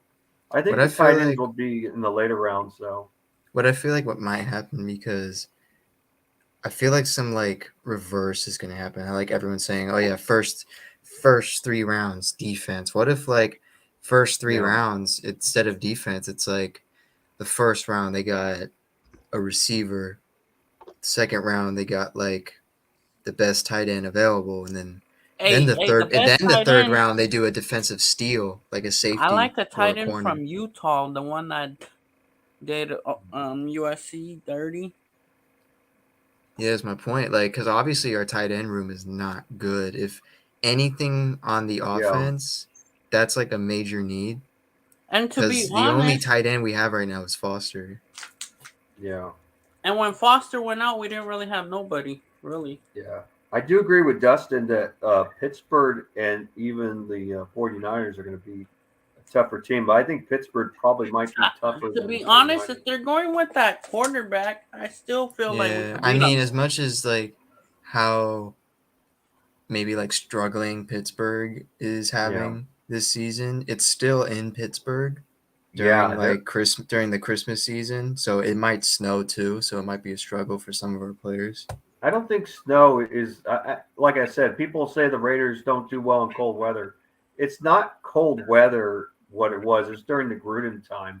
It was that we didn't prepare right going to East Coast. That's what it was. It wasn't really snow or anything. And Derek Carr isn't going to get bothered by snow. It's not snow. It's the fact that we didn't prepare for practice well on offense. On defense, it's easier. It's not so complex. But on offense, it's really hard to really prepare. You go on the East Coast and everything. You got to get your reps and everything. If you don't get those reps, you start to play differently. And we did against a sorry Jets team that we almost lost to. But the only reason we won was because of Henry Ruggs. Where Derek Carr threw that deep ball pass and they were going. Was it called zero? Coverage or whatever. They just Oh yeah, the house. they just blitzed everyone. Yeah, and Derek Carr said, "F this." And I think that play got their defensive coordinator fired. Yep. Yeah, I did because Man, bro, why the fuck did they fuck us over with taking the primetime game away from us? Which one? I don't know, which made no sense to me. Like, don't you want like New England game, bro? That's some bullshit. Like, don't bro. you want a Patriots Raiders story? Yeah. Like McDaniels versus Bill Belichick? Because they flexed the Washington Giants game, which made no sense to me. It was Buffalo, I thought. I thought it was. Yeah, they Buffalo, also flexed the Miami. They also flexed the Miami and Buffalo game. Yeah. But yeah, that made no sense to me. Yeah, hey, them Chargers about to get their butt beat by Miami. Yeah, I don't Oh think. dear God, that game is definitely going to be like close to 50 to something. Yeah, I think with Miami though, they're the corner position. Usually, that's where the Chargers do better in coverage, but they got injuries and everything on there, and they don't have a pass But the rush. thing is, with Miami, they got two of the fastest players. Well, yeah, with Tyreek Hill and Waddle, and that one Waddle, and and that's an Alabama guy there too. Yep. Yeah. And I think that's to stop a guy like Tyreek Hill. Like I said, Tyreek Hill isn't really dangerous like in the field area. He's dangerous when you throw the ball and he turns like he can turn 5 or 10 yards. You have him throw 30 points underneath. He's shifty. He's a shifty running back. I mean, sure, he can go for the deep ball. I mean, he's not like now Henry Ruggs. I think is a better deep ball. He was a better deep ball threat than Tyreek Hill because you could throw that ball like as far as you want. And he'll catch up to that ball and catch it with ease. I mean, he has those 10-inch hands, and Tyreek Hill, he has those small 5-8-inch hands. Probably as small as my hand right here, but because you want a guy with big hands to catch the football. Big hands, but still, Tyreek Hill, he catches the ball pretty good. He doesn't have alligator arms. I just think that if you give him the ball, if you throw a fast pass to him too fast, and that's what Patrick Mahomes has done. He threw a super hard bullet, and it bounced off his chest. Yeah, he does it. If you throw a finesse catch, he'll catch him all day long, But a guy like Henry Ruggs, he can catch those balls all day, and unfortunately, we don't have them anymore. But but for us, I would look for a speedy guy, even if it's not really great. Just to at least we got a average. speedster. We really don't have a deep threat, although we really don't. We could use DJ Turner, but they don't use DJ that much. DJ Turner's not really a deep threat. He's kind of like Tyreek Hill, but a little bit slower, though. That's what he is. He's more of a running back shaped wide receiver. He's small. He's not a guy you throw the ball deep and he's going to beat everybody out. He's the kind of guy you want to give like throw a 5-yard pass and he'll turn it into 10 yards or something. That's what he is. And remember, he's not going to be a number 2 wide receiver, or he's more of a number 4 is what he is. And He's like that Zay Jones receiver. well, he's not even like Zay Jones. Zay Jones has even better hands than him. Although I wouldn't mind using him on screen passes. I think he's better for screens than anything else. Yeah. But I would utilize. I still want a wide receiver, a speedy receiver. I like a tall, lanky, speedy receivers. But they're not really tall ones coming out. Well, actually, there are some receivers that are tall, though. No, I want one that's 6'4" and higher. I like 6'4" guys, but my guy's not coming out this year. He's staying. I mean, there's a guy like let's see.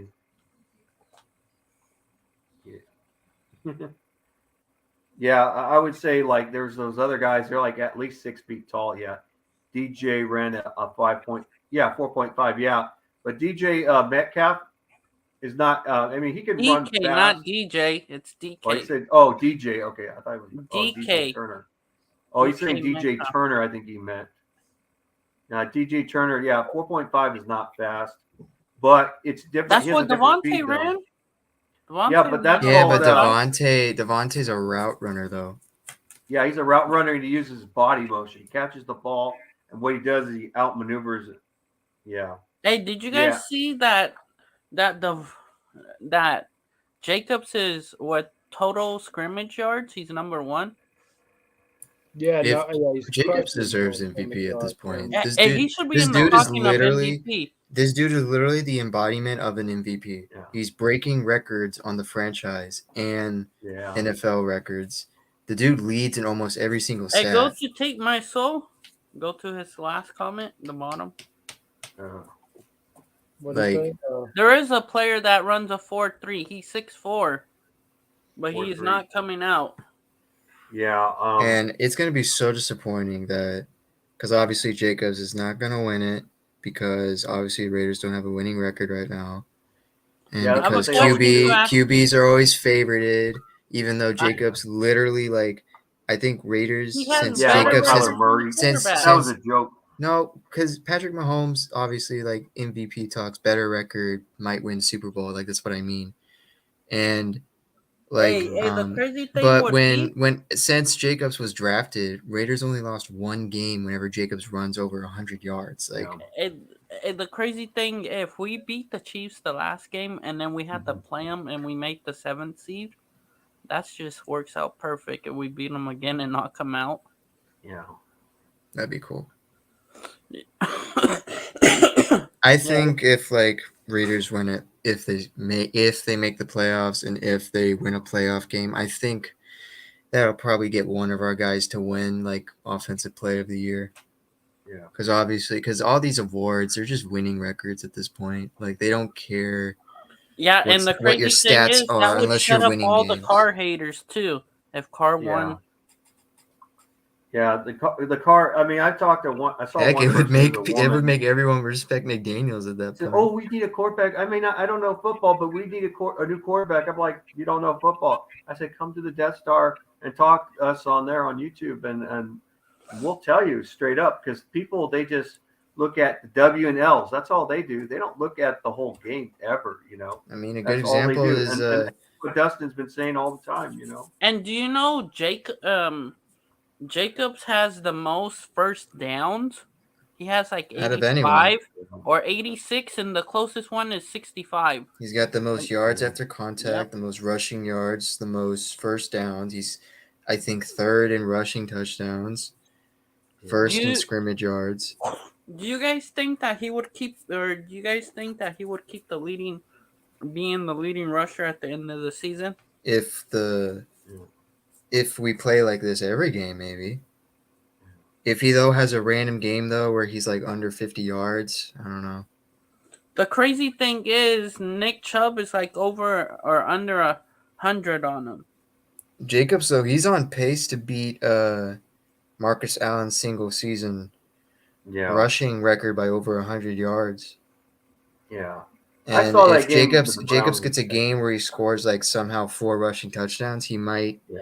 tie or beat the Raiders' single season rushing touchdowns. Yeah, he's second behind Nick Chubb for the most touchdowns. Yeah. Yeah.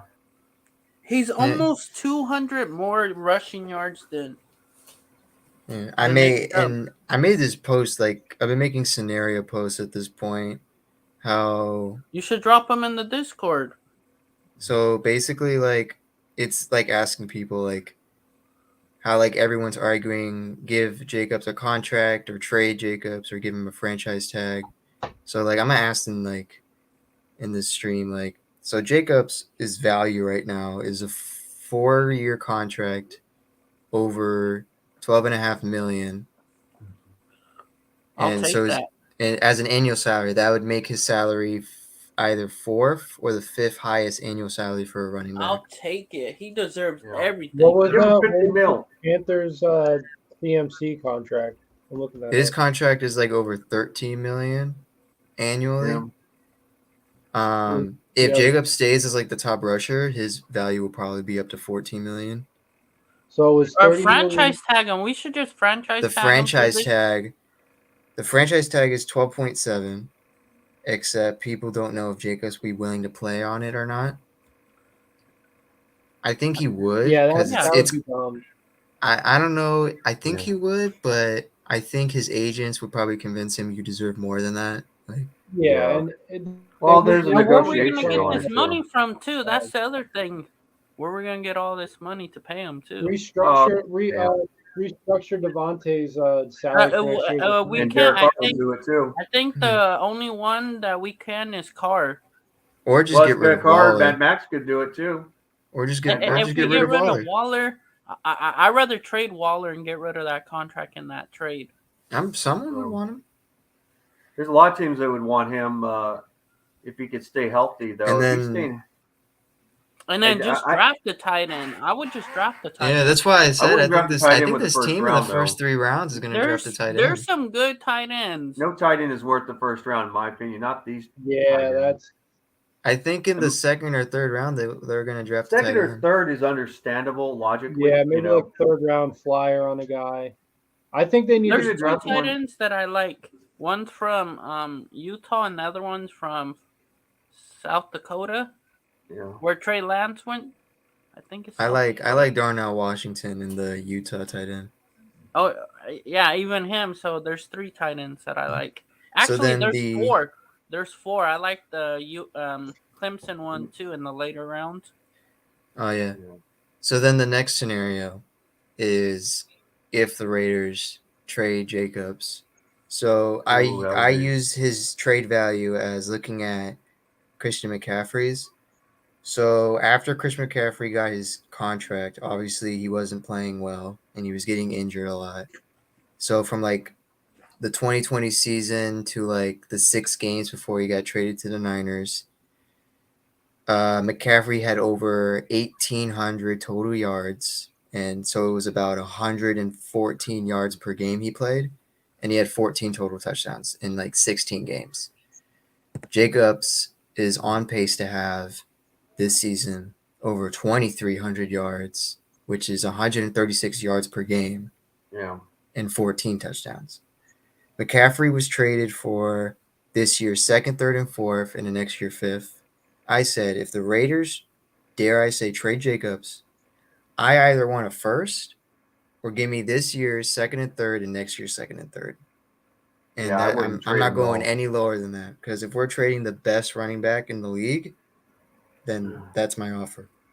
Yeah, I wouldn't do a trade at all because if you do that running game, the running game is very crucial for the Raiders because it takes a lot of pressure off of Derek Carr, and it helps us defeat teams like the Chargers and the Chiefs, and the Broncos too.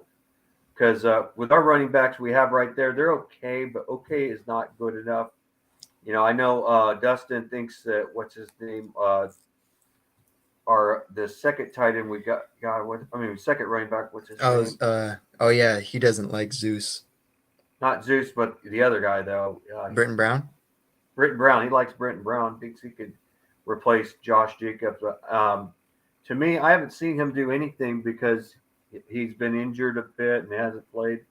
The guys I would get rid of right now would be like Brandon Bolden. He hasn't came up. The only guys that looked impressive to me was Amir Abdul, and I think Zamir White looks good. I think he needs to be utilized right.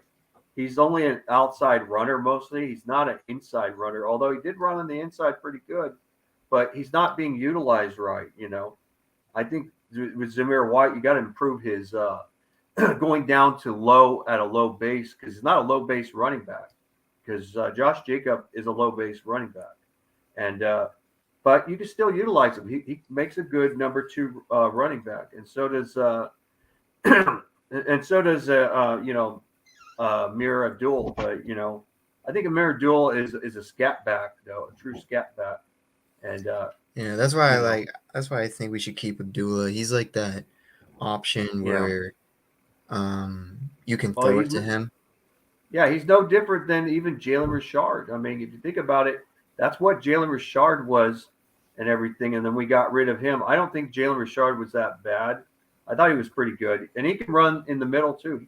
He's a little bit more of a runner than Mir Abdul, but Mir Abdul's a little bit better receiver than Jalen Richard. And now Jalen Richard hasn't been, and Derek Carr had better familiarity with him, but it seems like he picked up really quickly with Amir Abdul, though.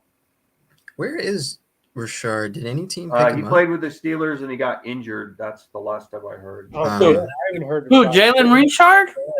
Yeah, he played for the Steelers. No, he did not. He He did not go to the Steelers. He's just Yeah, chilling he tried in out. the Bay. He's Yeah, chilling he in did. the Bay. Oh, let me look it up. Yeah, because my dad said he was on our team, Jalen Richard. And then I'm he got surprised I injured. haven't heard anything about Jalen Richard. He's Yeah. chilling. He's a free agent. Yeah, see? Well, he could be a free agent. He got hurt, and then they just let him go. They could do that. Let's see.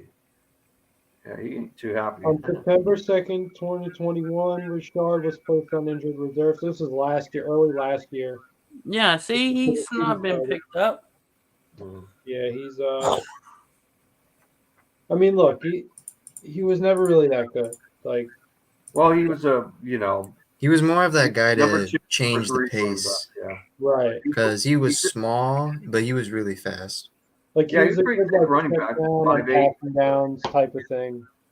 He was Like 5'8", like that 205. Chargers game where it was like I think 3rd and 20, and then they gave it to Richard, and he had like a 20-yard first down. Yeah. Right. Like the guy you least expect to converts it. Yeah. And yeah, I mean, a guy like that could be useful, but I mean, 'Cause he's a scat back is what he really is, That's what he is. He's a scat back. right? Yeah, And like And I feel bad though that when you're a running back and you're not a starter, you're very expendable, and there's a good chance that you may not be able to play. Yeah, and You know what? You know what it was? Okay, I know what it was. He worked out with the Steelers and he got injured. I think that's what happened.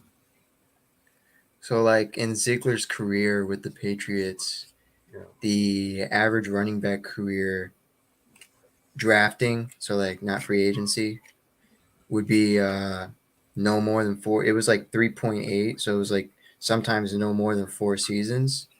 Since 2000, the average career for a running back that the Patriots drafted would be like just 3 seasons, so it wouldn't even be 4 seasons. They would probably just trade their running backs for late round picks. Yeah, well, they never had great running backs from the beginning.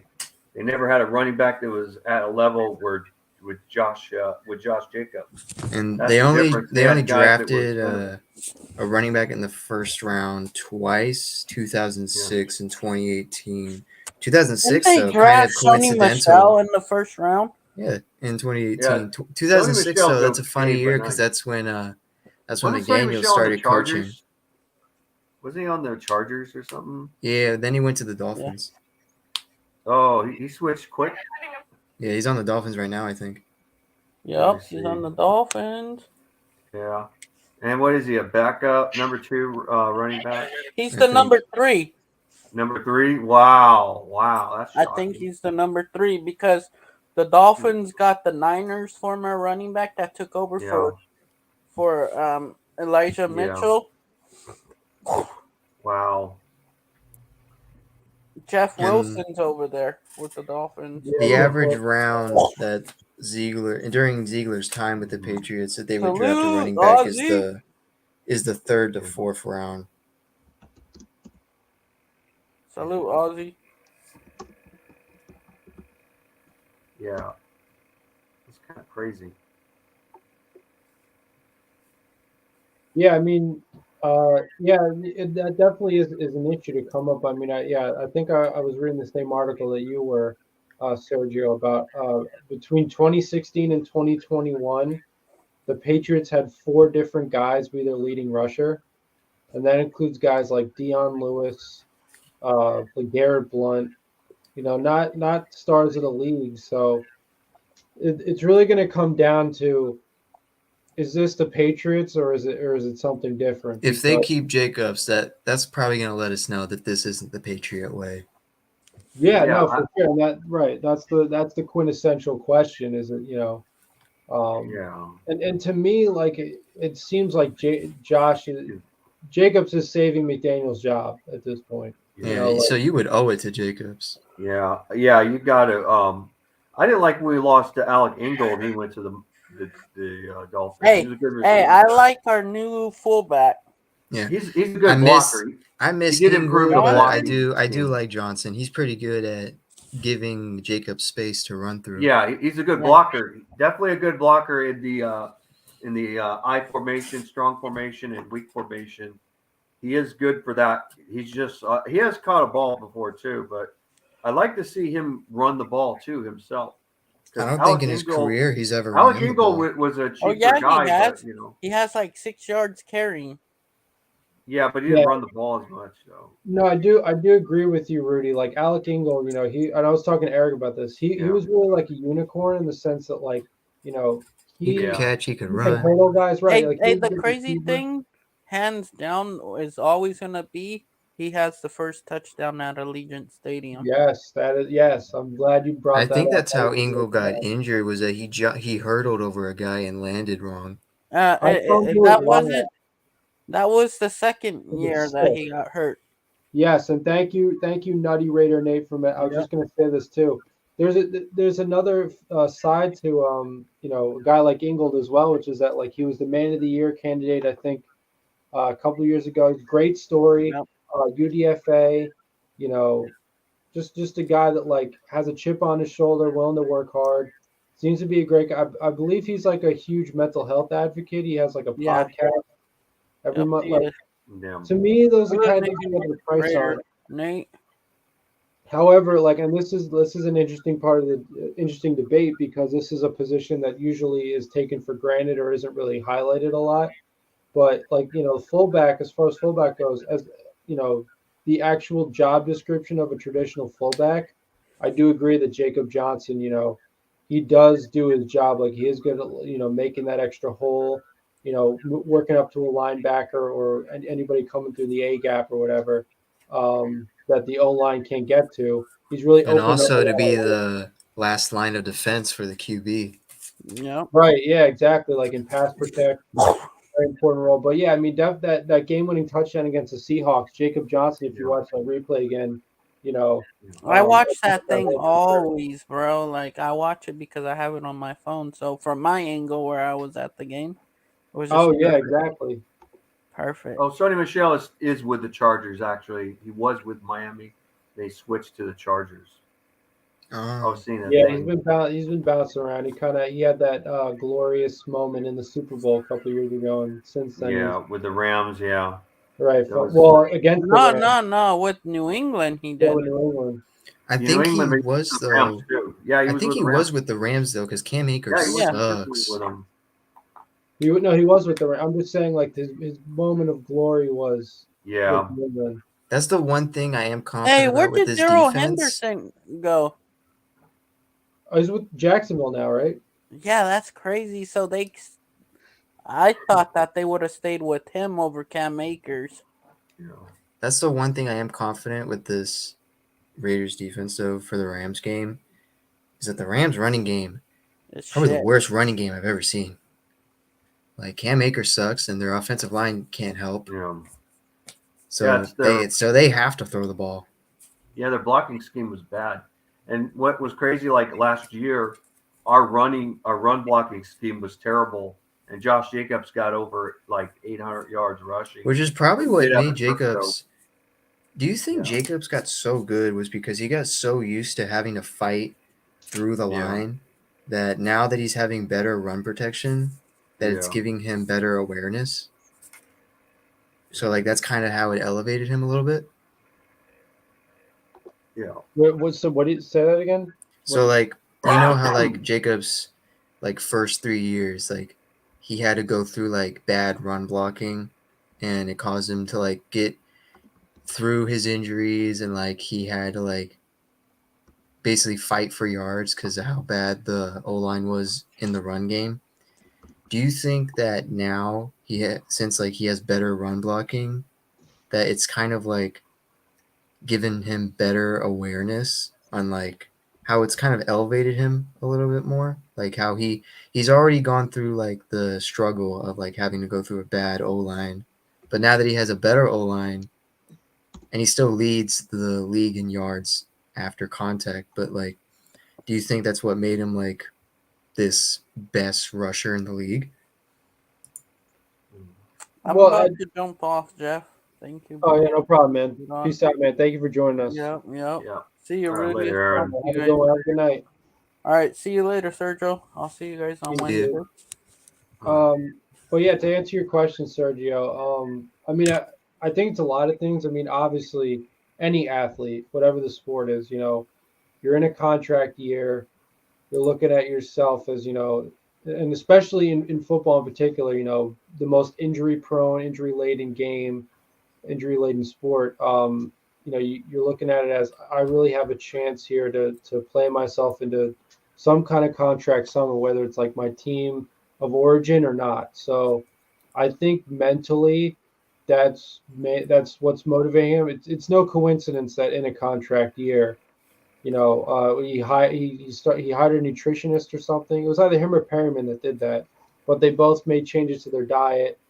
They're taking themselves, very seriously, really handling their business.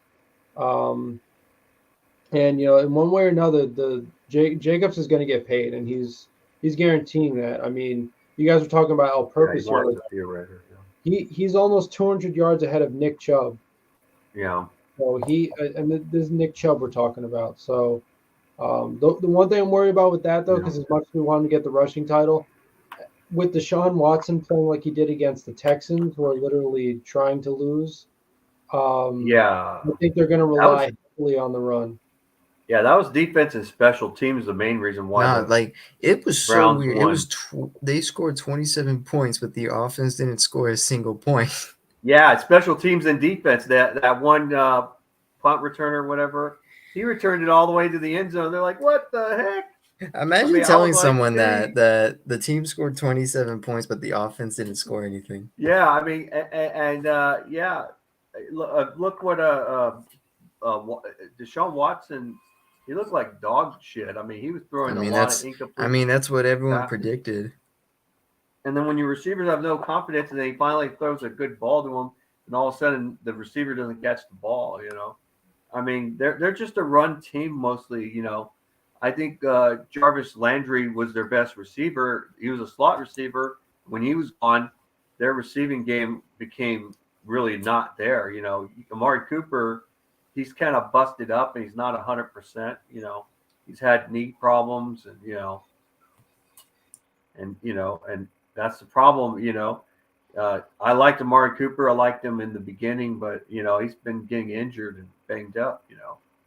I know Dustin doesn't like Amari Cooper, but I did. I always liked him. He doesn't like Amari Cooper. I don't think he did too much. He doesn't like Amari. What? I mean, I liked Amari Cooper, but I know some people didn't like him. But I like Amari Cooper. Oh no, maybe it was Aaron that didn't like him. It was Aaron. His attitude. I mean, he didn't have a bad attitude. He had a pretty good Yeah. attitude. He was a quiet guy. I mean, he was more a guy. Yeah, he was not a mouthy guy. Now, Michael Crabtree was more of a mouthy guy than Amari Cooper, though. You know. Yeah, well, I mean, Michael Crabtree was Michael Crabtree. Like that was. Yeah, and I'll be honest with you, I would have rather taken Michael Crabtree over that Darius Hayward Bay, and Al Davis went with speed instead of a guy who could run routes and had big hands, where Darius Hayward Bay had small hands for a tall guy that was 6'3", and yes, he ran a 4.3, you know, but yeah.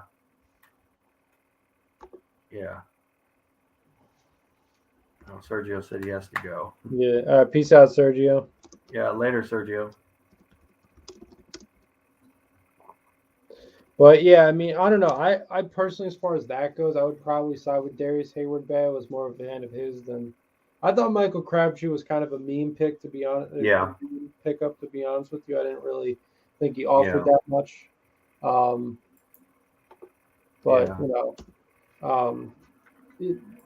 was, sort of like the dark days of Raider Nation. Like that was, towards the end of Oakland, and in a lot of ways, I'm glad we closed the chapter on that because, as much as awesome as the black hole was, as historical being in Oakland was for the team, it just seemed very financially not feasible to continue to try to have that happen. So, but yeah, I mean, I just don't understand what you would have against Amari Cooper. I mean, the Cowboys got rid of him because it was a cap dump, which just means means he's quality. Well, they overpaid him a lot. You're supposed to pay your quarterback before you pay anyone else. They paid Zeke Elliott first, then they paid Amari Cooper, then eventually they paid Dak Prescott, but then Dak Prescott gets hurt, and it's like, man, I mean, that was some disrespect. I was surprised that Dak even stayed on the team. I would have said, hell with them, I mean, and Dak, in my opinion, he's a good quarterback. I still think, and a lot of people have been dogging on him. I think he's a good quarterback. He's just not as mobile as he used to be, but he could throw in the pocket, though. I mean, I think of him and Derek Carr look pretty similar in a way, though, but not because they have the number 4, but their style is pretty similar. They're not flashy or anything, but that's their quarterback. That's the guy that took the place of Tony Romo. Tony Romo couldn't stay healthy, and then just like Tom Brady and Drew Bledsoe, if it ain't broken, don't fix it. And they said, sorry, Romo, you got to go. Romo had to go. But like I said, with us, it would be a mistake to go quarterback at all because Derek Carr's 31 years old. He's still a young guy. Unless you want to, have a backup quarterback to replace, which I don't mind, but that would be like 4th, 5th round pick. But but I don't see that happening. I don't have any faith in Jarrett Stidham. He throws that ball too soft, and he was the 3rd string quarterback for the Patriots. He wasn't a backup; he was a 3rd string. And right now, if I was to go look at other quarterbacks, hey, Baker Mayfield could easily replace as a backup to Derek Carr. I mean, that's what I could see. I could see Baker Mayfield. I think he would fit a little bit better as a backup, and then he would go through the same thing Marcus Mariota would go through, and then eventually want to be a starter, And right, yeah. And I think Marcus Mariota, I don't know if he's a long-term deal because of the fact that he's brittle, not because of his age, but he's brittle. He's a lot more brittle than Derek Carr is. I mean, he's one way of being out of the NFL because, like my dad would always say, it was his Pittsburgh Steelers defense that was responsible for knocking him out. For making him real brittle, and then Tannenhill ended up taking his job, and it just ended that. But it's really hard with draft picks, and I would say if we were to get a wide receiver, I wouldn't be hard on that. That's the only position I would look for in the first round on offense, but on defense, I could look at it being defensive tackle if Jalen Carter's there, or like a or try to even get a Keely Ringo, who's also the same. He's also from Georgia, like Jalen Carter, and he's a really good corner and everything. Got the size, but I could see us. It's really unpredictable right now, and because of our draft is going up and up, Right. we possibly might end up going wide receiver and maybe go linebacker, safety, and then maybe tight end. But I don't think we're going to get a lot of tight ends. I don't think we'd draft a tight end in the second round.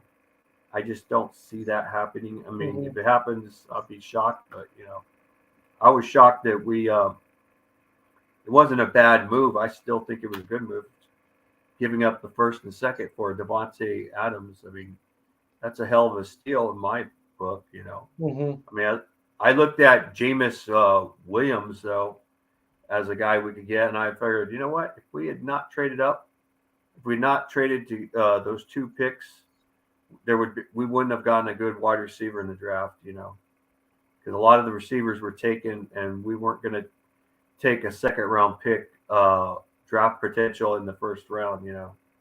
And it was a good move on the Raiders to do that. Which think draft we- are you talking about? Of this year when we traded, we traded up our first and second round for Devontae Adams, and I looked at mock drafts like Jameis Williams or even Chris Olave. Those would have been my guys, only those two guys. Drake I know London. Dustin wanted the USC wide receiver. Yeah, Drake London. But I think Drake London wasn't what we needed. He was a possession receiver. He'd be a better as a number 2 for us. For another team, he could be a number 1. But Raider Yonder said, I wouldn't mind Brian Branch, safety from Alabama, or Henry. Yeah, those guys would be more like second round picks, though.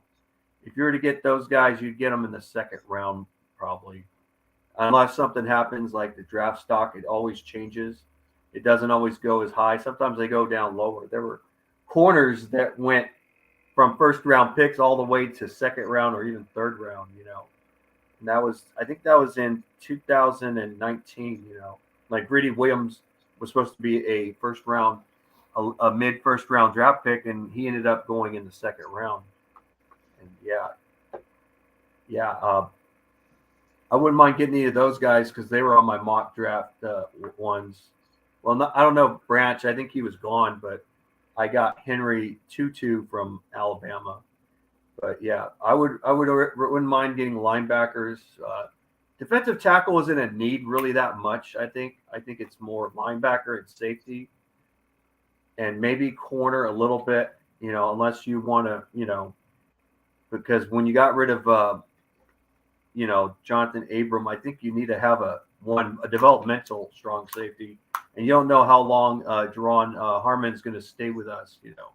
He's a veteran player, and veteran players don't last too long. They could play good presence, but then within 2 years on our team, or even 3 years, they'll show some age progression, and you have to prepare for age progression. And that's what I was saying about quarterback too. The best time to draft a quarterback would be when your quarterback is in his mid-30s, like 35 or older. That's the perfect time to do it. And what the Green Bay Packers did was right to draft a quarterback, but they got the wrong quarterback, though. I think Jordan Love, he kind of doesn't look too good. He looks like he's better as a third-string quarterback, though. But or it might be a system he just doesn't fit. But yeah. Yeah, I mean, a guy like Brian Brandt, he's interesting. I mean, yeah, first of all, positionally, I guess you and Raiders Down Under, once again, thank you for the comment. I definitely think that it's interesting because, and I think you two are agreeing in the sense that, the worry is with Deron Harmon, as a veteran guy, what's his availability long term going to be like? I mean, I could see him, not minding getting a big contract from, maybe 2 to 3 year deal from the Raiders, just to stay here and one last contract maybe before he retires. I personally, we all have been loving the way he plays. I mean, he's called the closer for a reason. That's his nickname for a reason, which is that comes up with incredible plays, huge plays when we need them. It's usually in the form of a turnover, which is great. I mean, what that does to get the defense off the field, get the offense pumped up, you gotta love it. But I do understand, the need or the desire to want to get a younger corner, or excuse me, younger defensive back, especially a safety, to maybe as an insurance policy or as a guy who could sit behind him. The one thing though is that I'm looking up Brian Branch now. Apparently he's listed as a corner. In 2020, he played 290 snaps at corner, but he is supposed to be versatile. Yeah. Okay, Just like Javon Holland. That's what Javon Holland was, a nickel back, but now he's made into a safety. Yeah. Okay. Yeah. Right. So yeah. So apparently, like there's some sense amongst draft experts that he's a versatile guy, that he can maybe make the conversion, make the jump. I personally, I'm a little fearful of that, just because the last time we tried to have a guy play out of position at D-back was LaMarcus Joyner, and that turned out really badly. Like that was like, because with corners it's all about damage control. As long as you're not getting burnt deep, like it's like, as a fan you can't get too mad about like, okay, 1-on-1, you get beat in like a 5-yard route and the guy's out of bounds, or as long as you don't get beat deep. But I mean, LaMarcus Joyner was just complete burnt toast. When he was with us, mainly because he was playing out of position, and now he's with the Jets. I believe he's doing pretty well because he's playing at his natural position. So, it's possible. I think it's interesting. I would tend to lean towards what Rudy also said with inside linebacker, going somewhere like that. Just because positionally, once again, with the injuries that we've had, inside linebacker, that could definitely be interesting. Just a guy like you could have in certain blitzes, certain blitz packages, just a guy to shake it up, give the defense a different look, and give the opposing offense a different look. Maybe throw them off balance. Guy could create some havoc in the offensive backfield, things of that nature. So it's interesting. But so what Raiders Down Under is saying is Branch is like Abram, but he can cover, and like you say, Harmon is on the side of 30 next year. Yeah. So yeah, I mean, NFL stands for not for long. So yeah. I mean, no, that's reality. So but I heard Ken Shamrock say that too on Instagram. Yep. Yeah, it's very true. So once again, go ahead, Rudy. Yeah, he's got the size like Jonathan Abram, except for he's a little bit undersized, compared to Jonathan Abram, but he'll gain weight. He's 6 feet tall, 194 pounds, but he'll beef it up a little bit. Yeah, because Jonathan Abram was 6 feet tall, but he was like 205, but like you said though, we've had a corner that.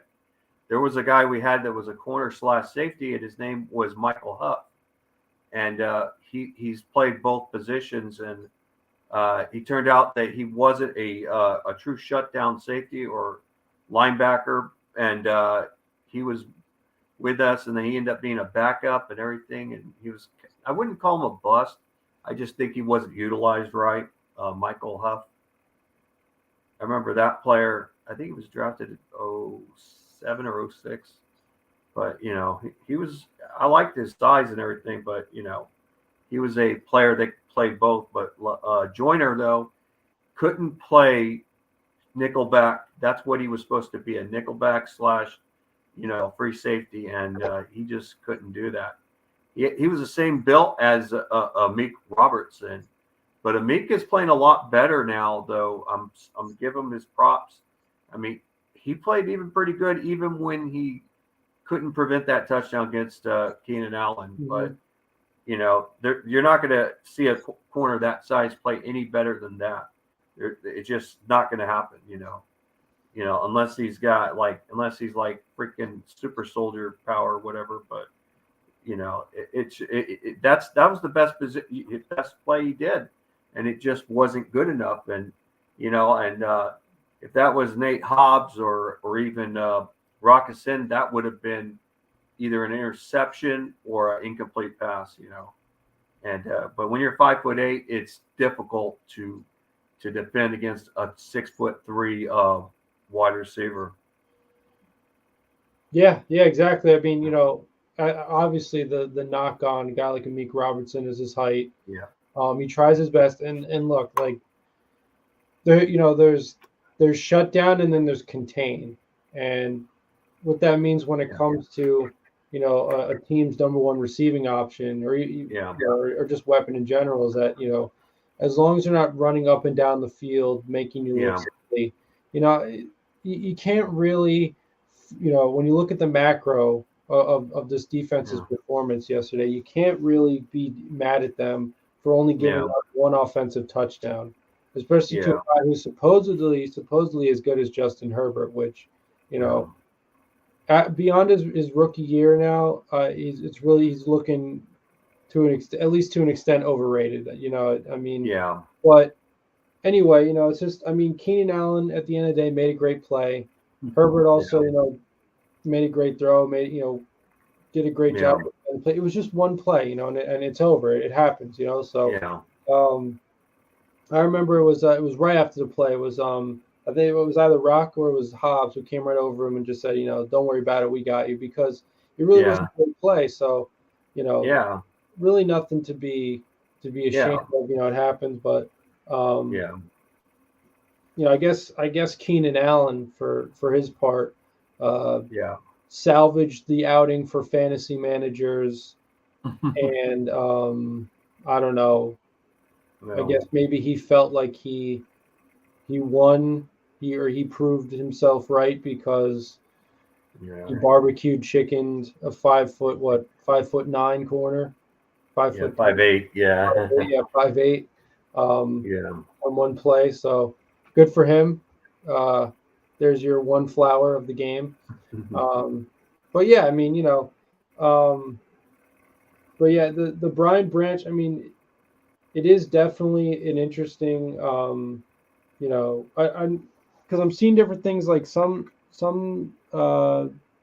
sources are saying he's a free safety. A lot are saying he's a corner. So the versatility, I mean, especially in a position group where we've struggled in recent years, you know, the defensive secondary, which in a passing league now is so important. You know, it's possible to make a run at him, you know, but apparently he is pretty highly coveted. So I'm trying to think off the top of my head, teams that would probably need him or need a guy like that to shore up their secondary. Who's burnt toast? Who has let's see. Well, Chiefs always get corners and safeties, but they never play at their productive level. Right. But could see, I would say Denver, even though, but they lost their draft picks to Seattle, even in the second round. But I don't see them going for him. Let me see. Teams, I could see the Texans because they're more with Lovie Smith. He's a defensive mind, and he could add more safety production. Or you could see Detroit get him in the second round. You know, or even the Steelers too. Steelers could look for another safety, but I don't know. Mm-hmm. But with us though, if he's available, it's possible he could. But if we're gonna get him, it's gonna be in the second round. But if we really want him and he's available in the second round, we'd have to trade up. And we've done that before. We did that with Trevon Merrick when he was still available and we traded up. I didn't think we were going to get him. I thought it was over. I thought Leatherwood, man, why did we get Leatherwood? And then I was like, wow, that's a miracle. We got Trevon Merrick. But we could have gotten linebacker and a safety. I could have gotten, that, which is a Jeremiah Koromora. Basically his nickname is Jock, but we could have gotten him and Trevon Merrick. That would have been a better fit. I mean, a coverage linebacker, safety, a hybrid. He could play every position. He would have been a good fit, but it didn't happen. But I know people talk bad about Trevon Merrick. He's still a young guy. He played zone, is what he played. He was used to that defense of Gus Bradley's, and he was trying to transition into Patrick Graham's system, and he's starting to get better. And he's still a young player, and people forget that. When you get to a new coaching staff, especially defense, it does mess up younger players more than veteran players. And he's a young player, and I like his size. I mean, the guy's 6'2", 205 pounds, maybe a little more, and he's I've seen him. He's ripped.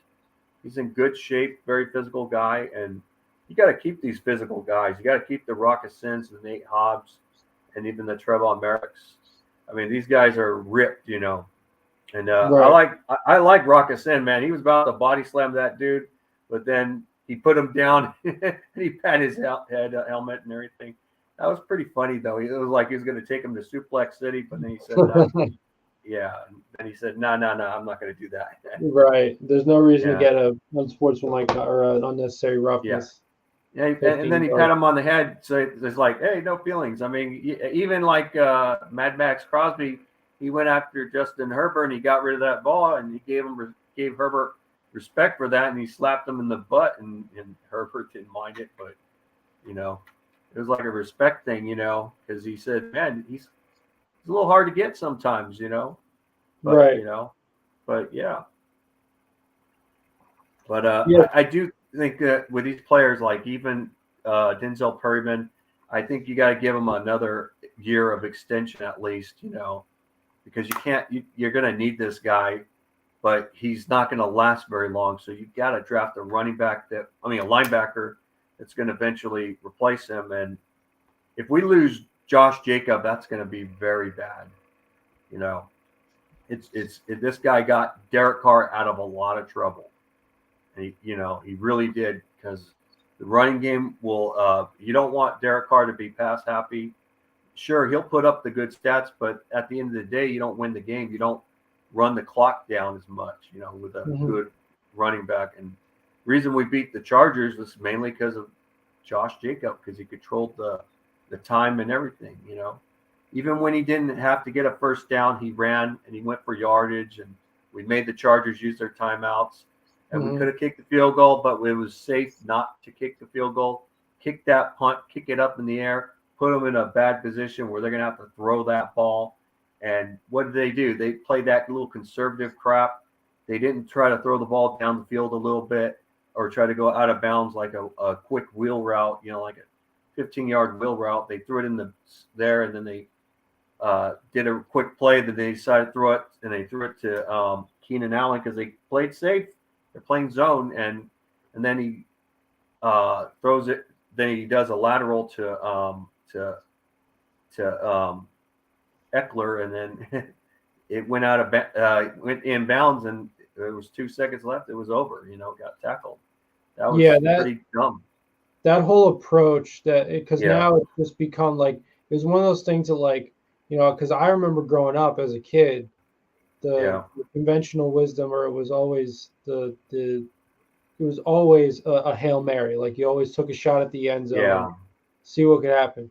Now it's one of the things. I don't remember who did it, but I remember like the first time I ever saw it. This little lateral thing that they make the high percentage throw because everybody on defense is way back. They're pretty much sitting in the end zone. The Patriots.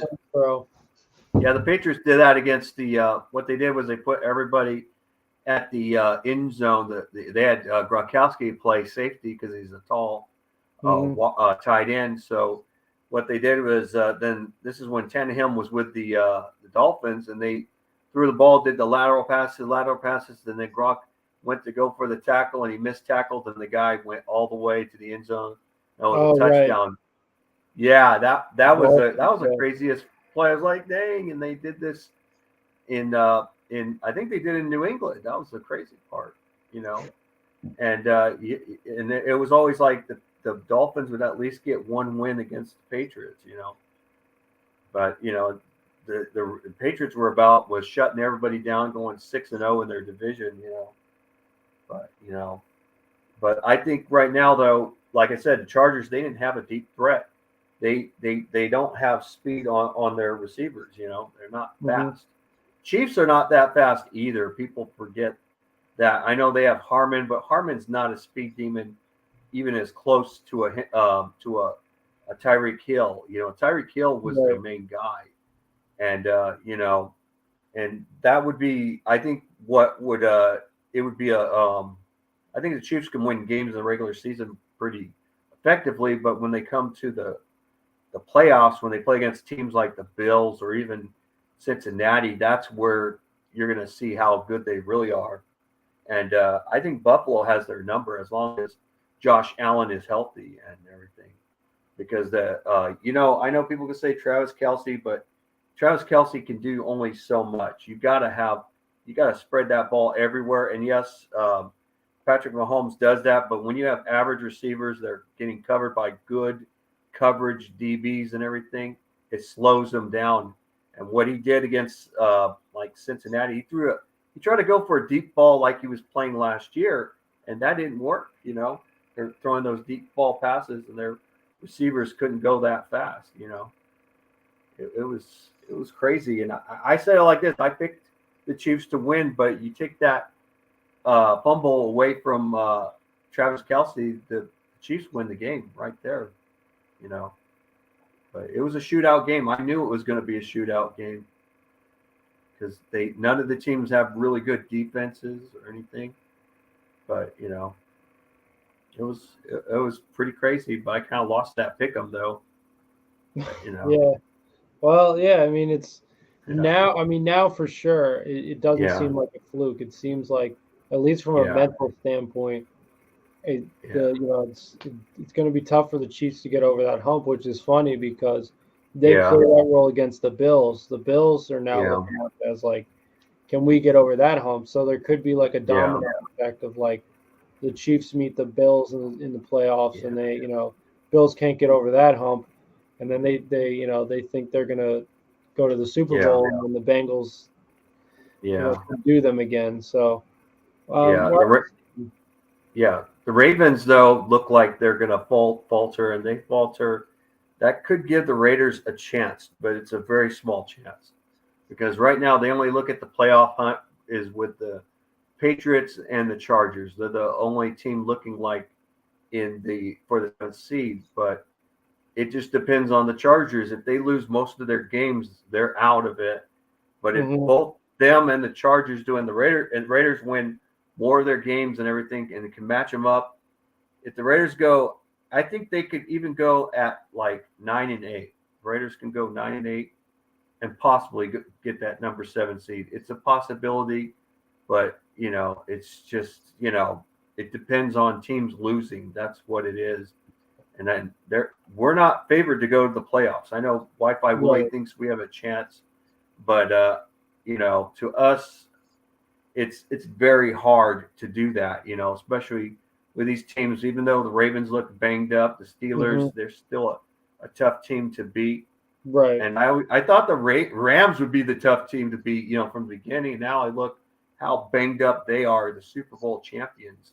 They're just not that same team, that we're playing against, Right.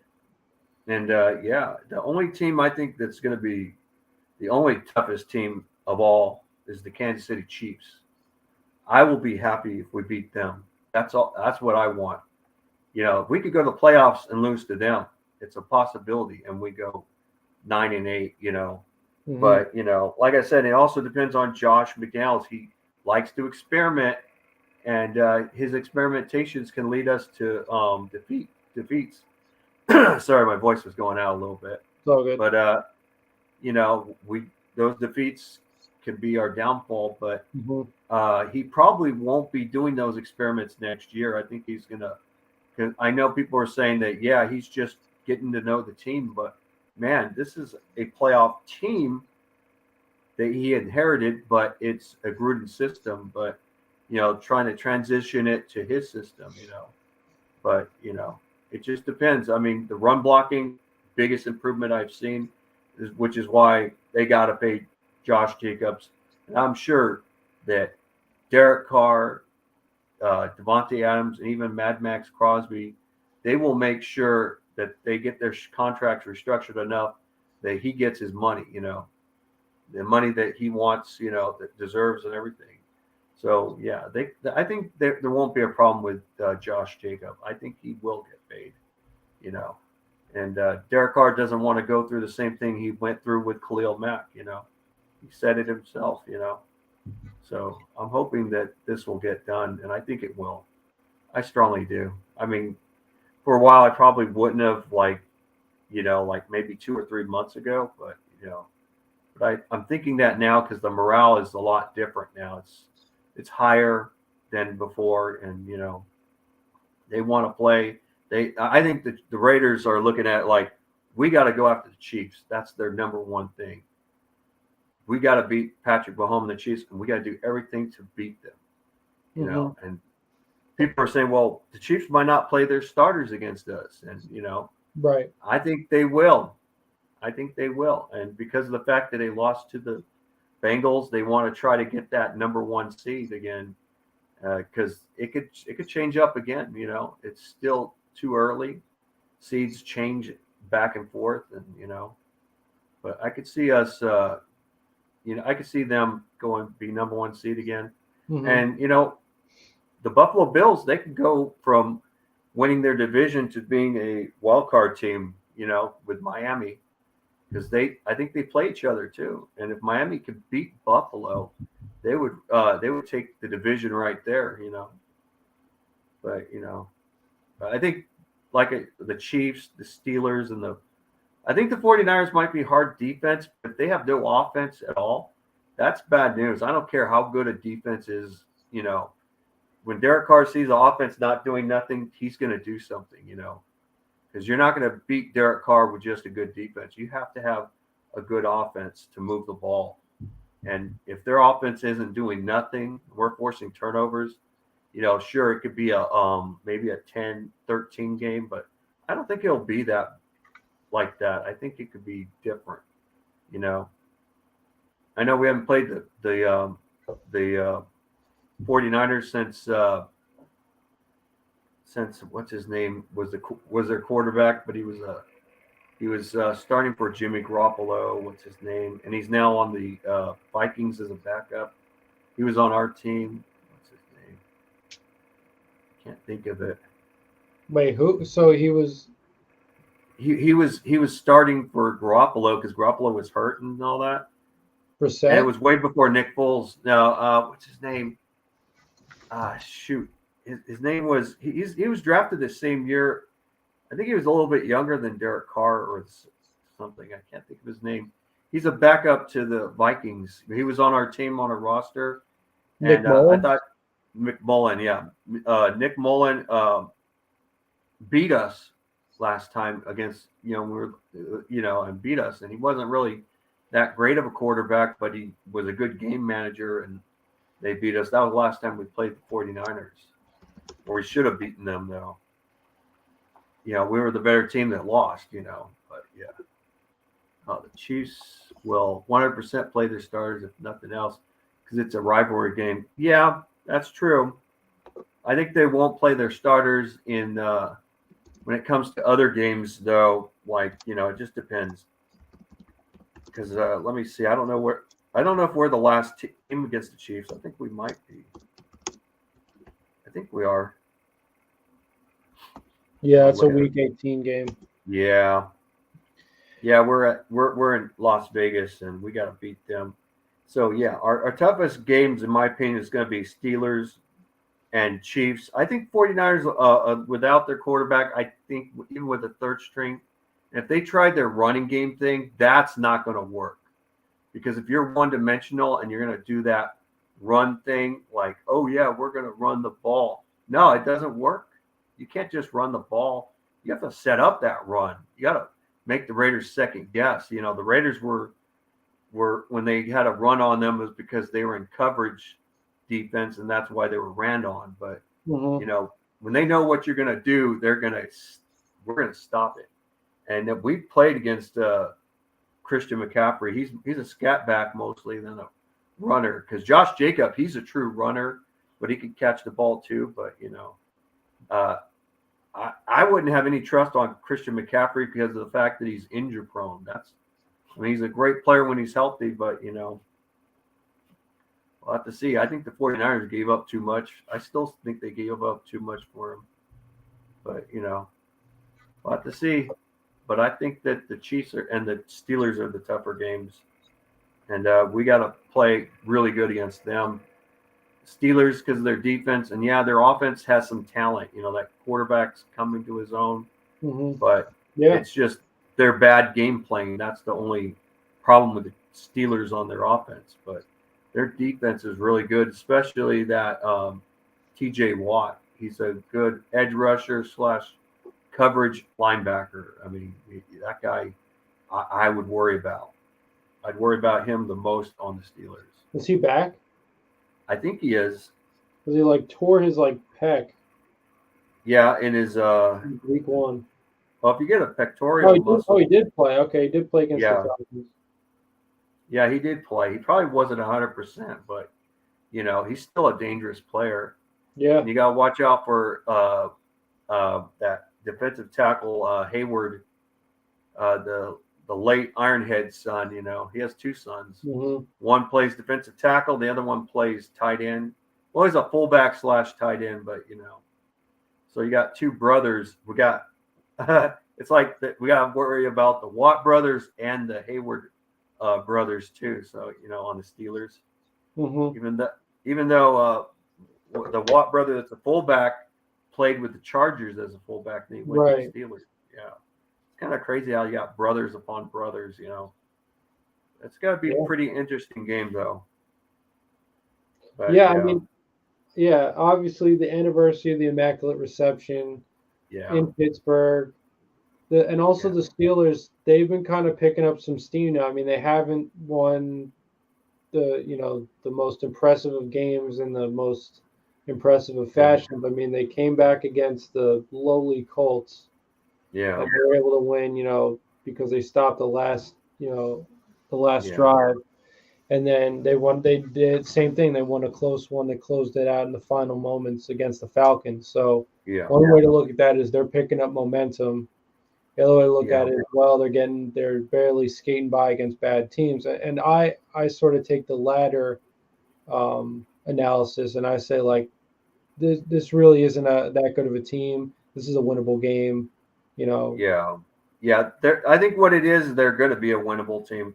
It's just not their year this year, because what it is, like my dad would say, it's the bad play calling on the offensive coordinator. You know, the way they set up the plays and everything. Yeah. My dad says they need to fire him.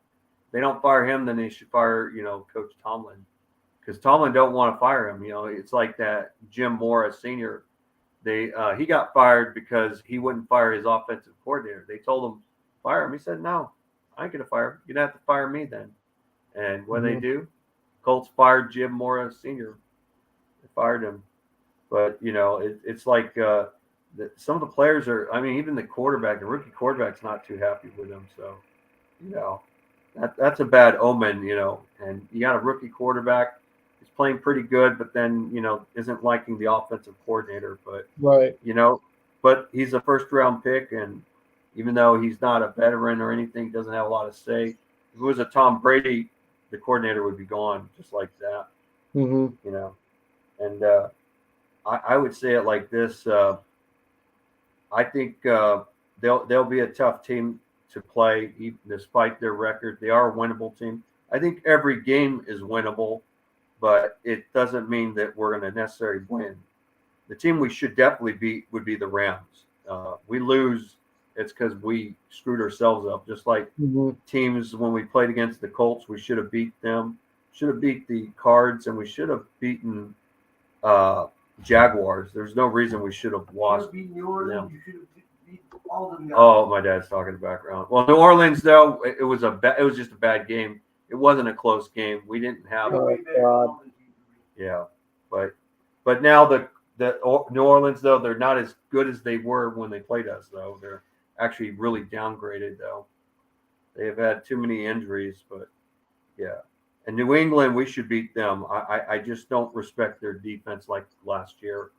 And preseason, they, Bill Belichick, even though it was just a scrimmage, didn't have an answer for Devontae Adams, And I think that as long as we got Josh Jacob and everything, I think that helps out a lot. And I think what we got to do though is improve our running game a little bit more, not with Josh Jacob, but with the backup running backs in the running games. I think that will come in later on next year. But Josh Jacobs, he's the man. He should get paid, and I think that's how it is. And I think Keenan Allen needs to bake some or barbecue some chicken for the Raiders whole team for talking all that shit. Talking mess. I know Bosa talked mess. He was saying that Derek Carr cracks under pressure. I know that whole thing last year. Derek Carr said to Joey Bosa was every quarterback cracks under pressure when Joey Bosa is going after him. So he gave him his props, and then of course we beat them though. But and Derek Carr is not a hater. I mean, he's not gonna. Oh, he talked bad about me. Oh, well, I'll say this about him. He's not like that. He's not like that. He says, well, any quarterback would crack under pressure with Joey Bosa, and Joey Bosa, I didn't think he was a trash talker. His brother is more of a trash talker than him, Yeah, Nick Bosa, he's a trash talker and he gets into politics. Bosa, Joey Bosa, he's usually pretty quiet, He's a quiet guy though. I mean, yeah, Keenan Allen, he is a shit talker. And one guy that's a little more real, and he was with Denver and now he's with the Buffalo Bills. He's a little more real, and that's Von Miller. He said Derek Carr is one of the best quarterbacks there is in the NFL. That's what he said. He's a very difficult quarterback to deal with. And that was Von Miller. He said that, And that's the thing that Denver Donkey fans don't like to hear, but Von Miller, he's just speaking out the truth, He just said it straight up like that, But yeah, I mean, and Derek Carr gets respect from guys like Miller and, but, even if there are enemy teammates or former enemy, even Khalil Mack, I was shocked. He did not look like he was before. He just wasn't doing it. I don't know if he's 100%. Something's telling me that he was not 100% or he burns out. Like I've always said, he has a tendency to burn out, I said that, and I was not wrong. The reason I'm not wrong was because I look at history. When he was with the Bears, he burned out, then he got injured, and he's their main guy. And I don't think Bosa really was that effective at all when we played against them. I think it was all Khalil Mack mostly. He was the Mack attack, and Mack makes a problem for everybody. Because I know Colt Miller can block Mack and he can block Bosa easier, but it's hard to block both those guys. You're either going to block Mack or Bosa, and it's mostly Bosa. And Mack is going to go on the right tackle position. He's going to go after that position, and he really wasn't effective. I was shocked, But I think that running game messed up Khalil Mack. It made him a little more honest, where he's not attacking the edge. He's going in the middle to try to prevent the run stop. It's the same thing that even Mad Max Crosby did too. But yeah. Yeah, did Khalil Mack play? I didn't see anything. Yeah, he did play. Okay. He's number 52. Yep. Yeah. I know he still got the same number. I didn't see anything. I mean, Carr was not sacked once, so it's hard for me. Derek Carr got rid of the ball at the right moment. You remember that bad snap by the center? And Derek Carr was able to throw that ball away, and I didn't blame him for it. It's hard to throw that ball from a bad snap. There's what Yonder's saying. I remember after Max's rookie year, I saw Max was better than Nick Bosa, but people called me crazy, and I don't look crazy now.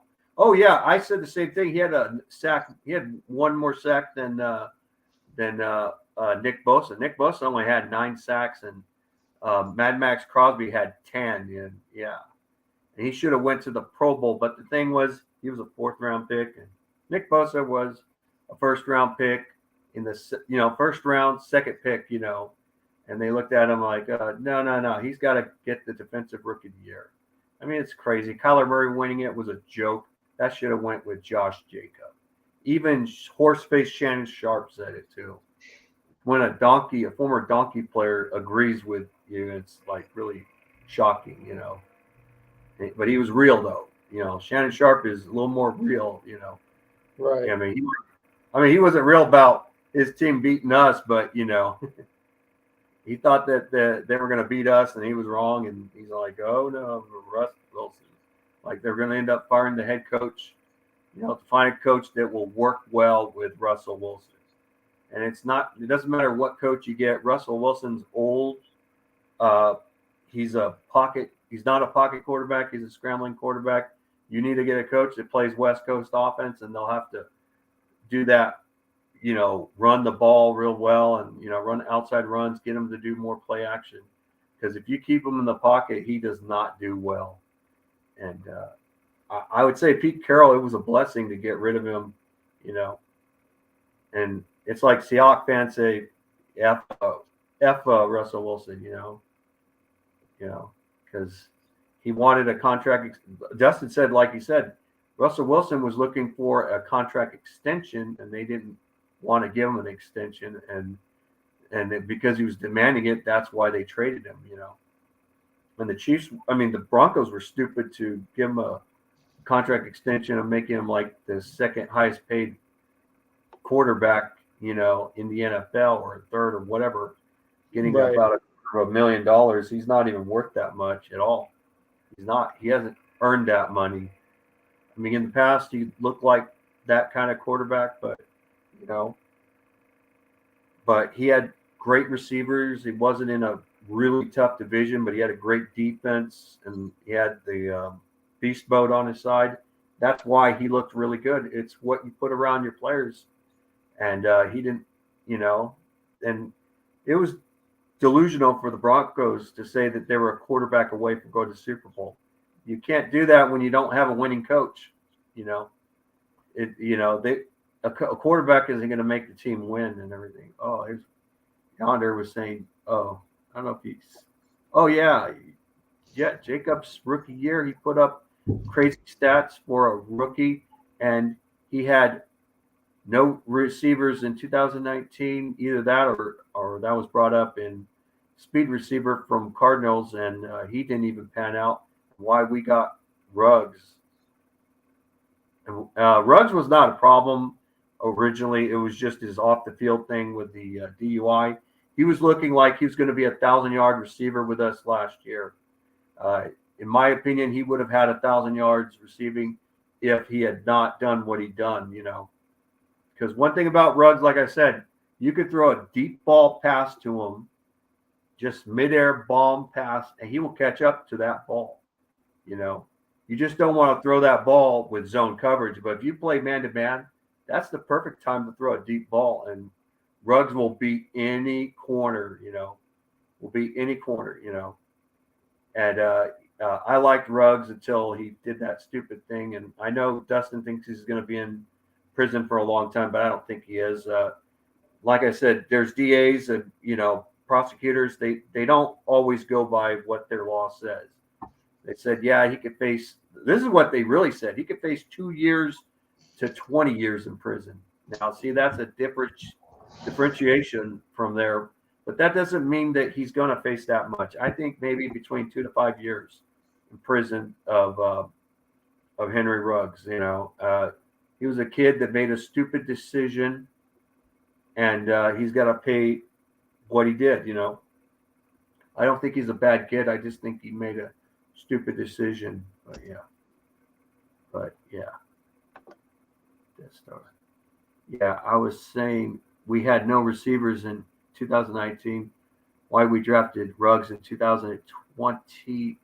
Yeah, we didn't. We needed Ruggs. He was the right guy. I would have wanted to get CeeDee Lamb too.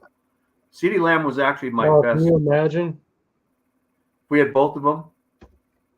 if we had Oh man. Devontae and C? Well, because what happened was in the draft we were projected to either get Judy or CD, and first of Yeah. all, it was hard to tell according to the experts who was better than whom, but Yeah. CD has so far surpassed Judy. It's not even funny. It's Yeah. pretty pathetic how much. I mean, Judy's okay. Yeah. Like he can be like a third option. Um, Yeah. but second of all, I mean, can you imagine if we had C.D. Lamb and Devontae Adams? Oh, that would have been awesome too, because you imagine though if we had all four receivers, say we had like CeeDee Lamb, Henry Ruggs, Devontae Adams, and Hunter Renfrow, that'd be the most dangerous wide receiver in the NFL core. It'd be the most. That would be. I mean, none of them would have Pro Bowl stats because it'd be because Derek Carr would be spreading the ball everywhere and it would be crazy. But but if we had CD Lamb though and Henry Ruggs, I probably don't think we would have got Devontae Adams though. But that would have been a good draft instead of getting Damian Arnett. That was a bust of a pick. Yeah. That was a bad pick. I would have traded up. CeeDee Lamb's still available. What team is available to get him? The Cowboys are looking receiver. We got to trade up. Trade him up. Give up a third round pick if you have to trade up that first round pick. I'd do it in a second. There you go. You got CeeDee Lamb. But yeah. But yeah, that was. But we can always say what ifs, and we can go to that mock draft simulator, and you could go in time and go to 2020 and try that draft. I couldn't draft Henry Ruggs. He got picked early when that's what happened when I did that mock draft simulator, going back to 2020. Yep. Only guys that were left was Jerry Jeudy and CeeDee Lamb. I was like, oh no. I was like, let me restart it again, and then had to do it again. And, it's like, man, it looked like people loved Henry Ruggs, What it is they love Henry Ruggs when he played for us last year a lot before that DUI because of his great speed.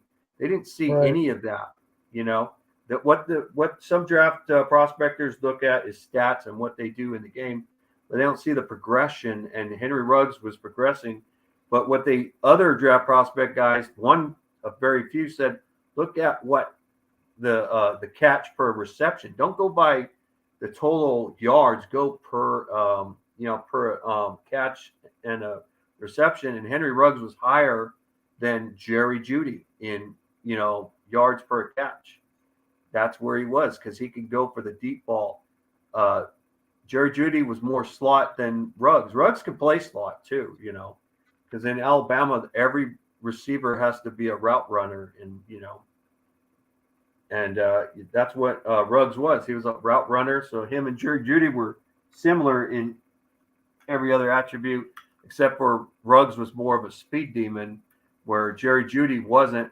The only problem with Jerry Jeudy is the fact is that he's with the with the Broncos, and that he can't stay healthy because he takes too many hits because the ball isn't thrown to him properly, and right.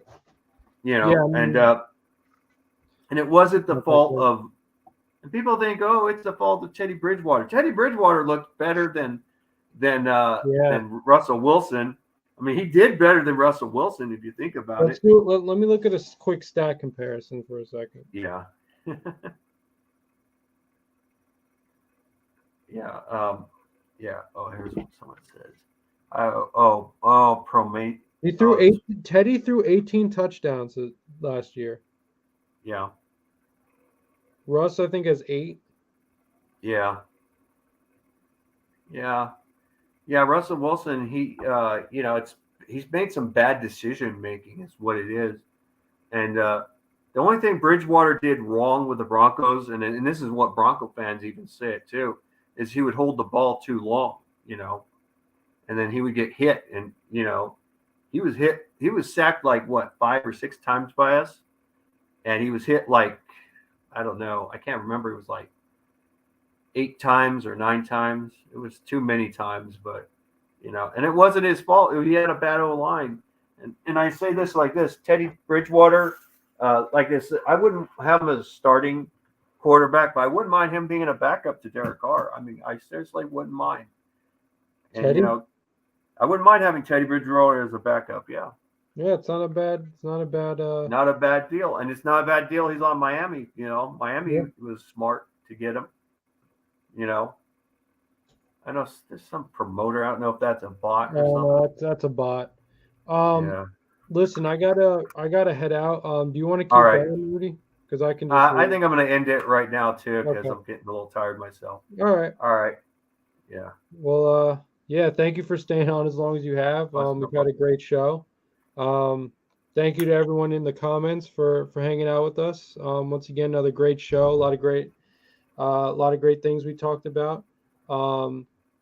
So now we're just looking forward to that Thursday night matchup against the Rams. Once again, a must-win if we want to have any chance to get into the playoffs. This is first of all, a team that's been struggling a lot and a team that's struggling with injuries, very beaten up. We should be able to take advantage. So just a quick reminder, we're also having a show, as we always do, on Wednesday. So we're going to be able to talk about the show or talk about the game right before the day before on that Wednesday. So that's going to be the same time, 10 p.m. Eastern, 7 p.m. Pacific time. And then we're also going to have a show on Friday. So the day after the show, after the game, we'll be able to talk about the game and how it went. That's going to be same thing Friday, 10 p.m. Eastern time, 7 p.m. Pacific time. Just a reminder, I just put all 3 links to all 3 platforms that we're streaming from right now. Just a reminder to check those out and subscribe, tell everyone you know. And so other than that, thank you guys for hanging out. Thank you guys for your comments. Thank you for listening and hanging out with us. It's been a great time, and it's been a great episode. Thank you, Rudy, for hanging out with me this long. And salute Raider Nation. Salute. LV beat LA. Yeah. All right. Later, everyone. Guys, have a good one. Have a good night.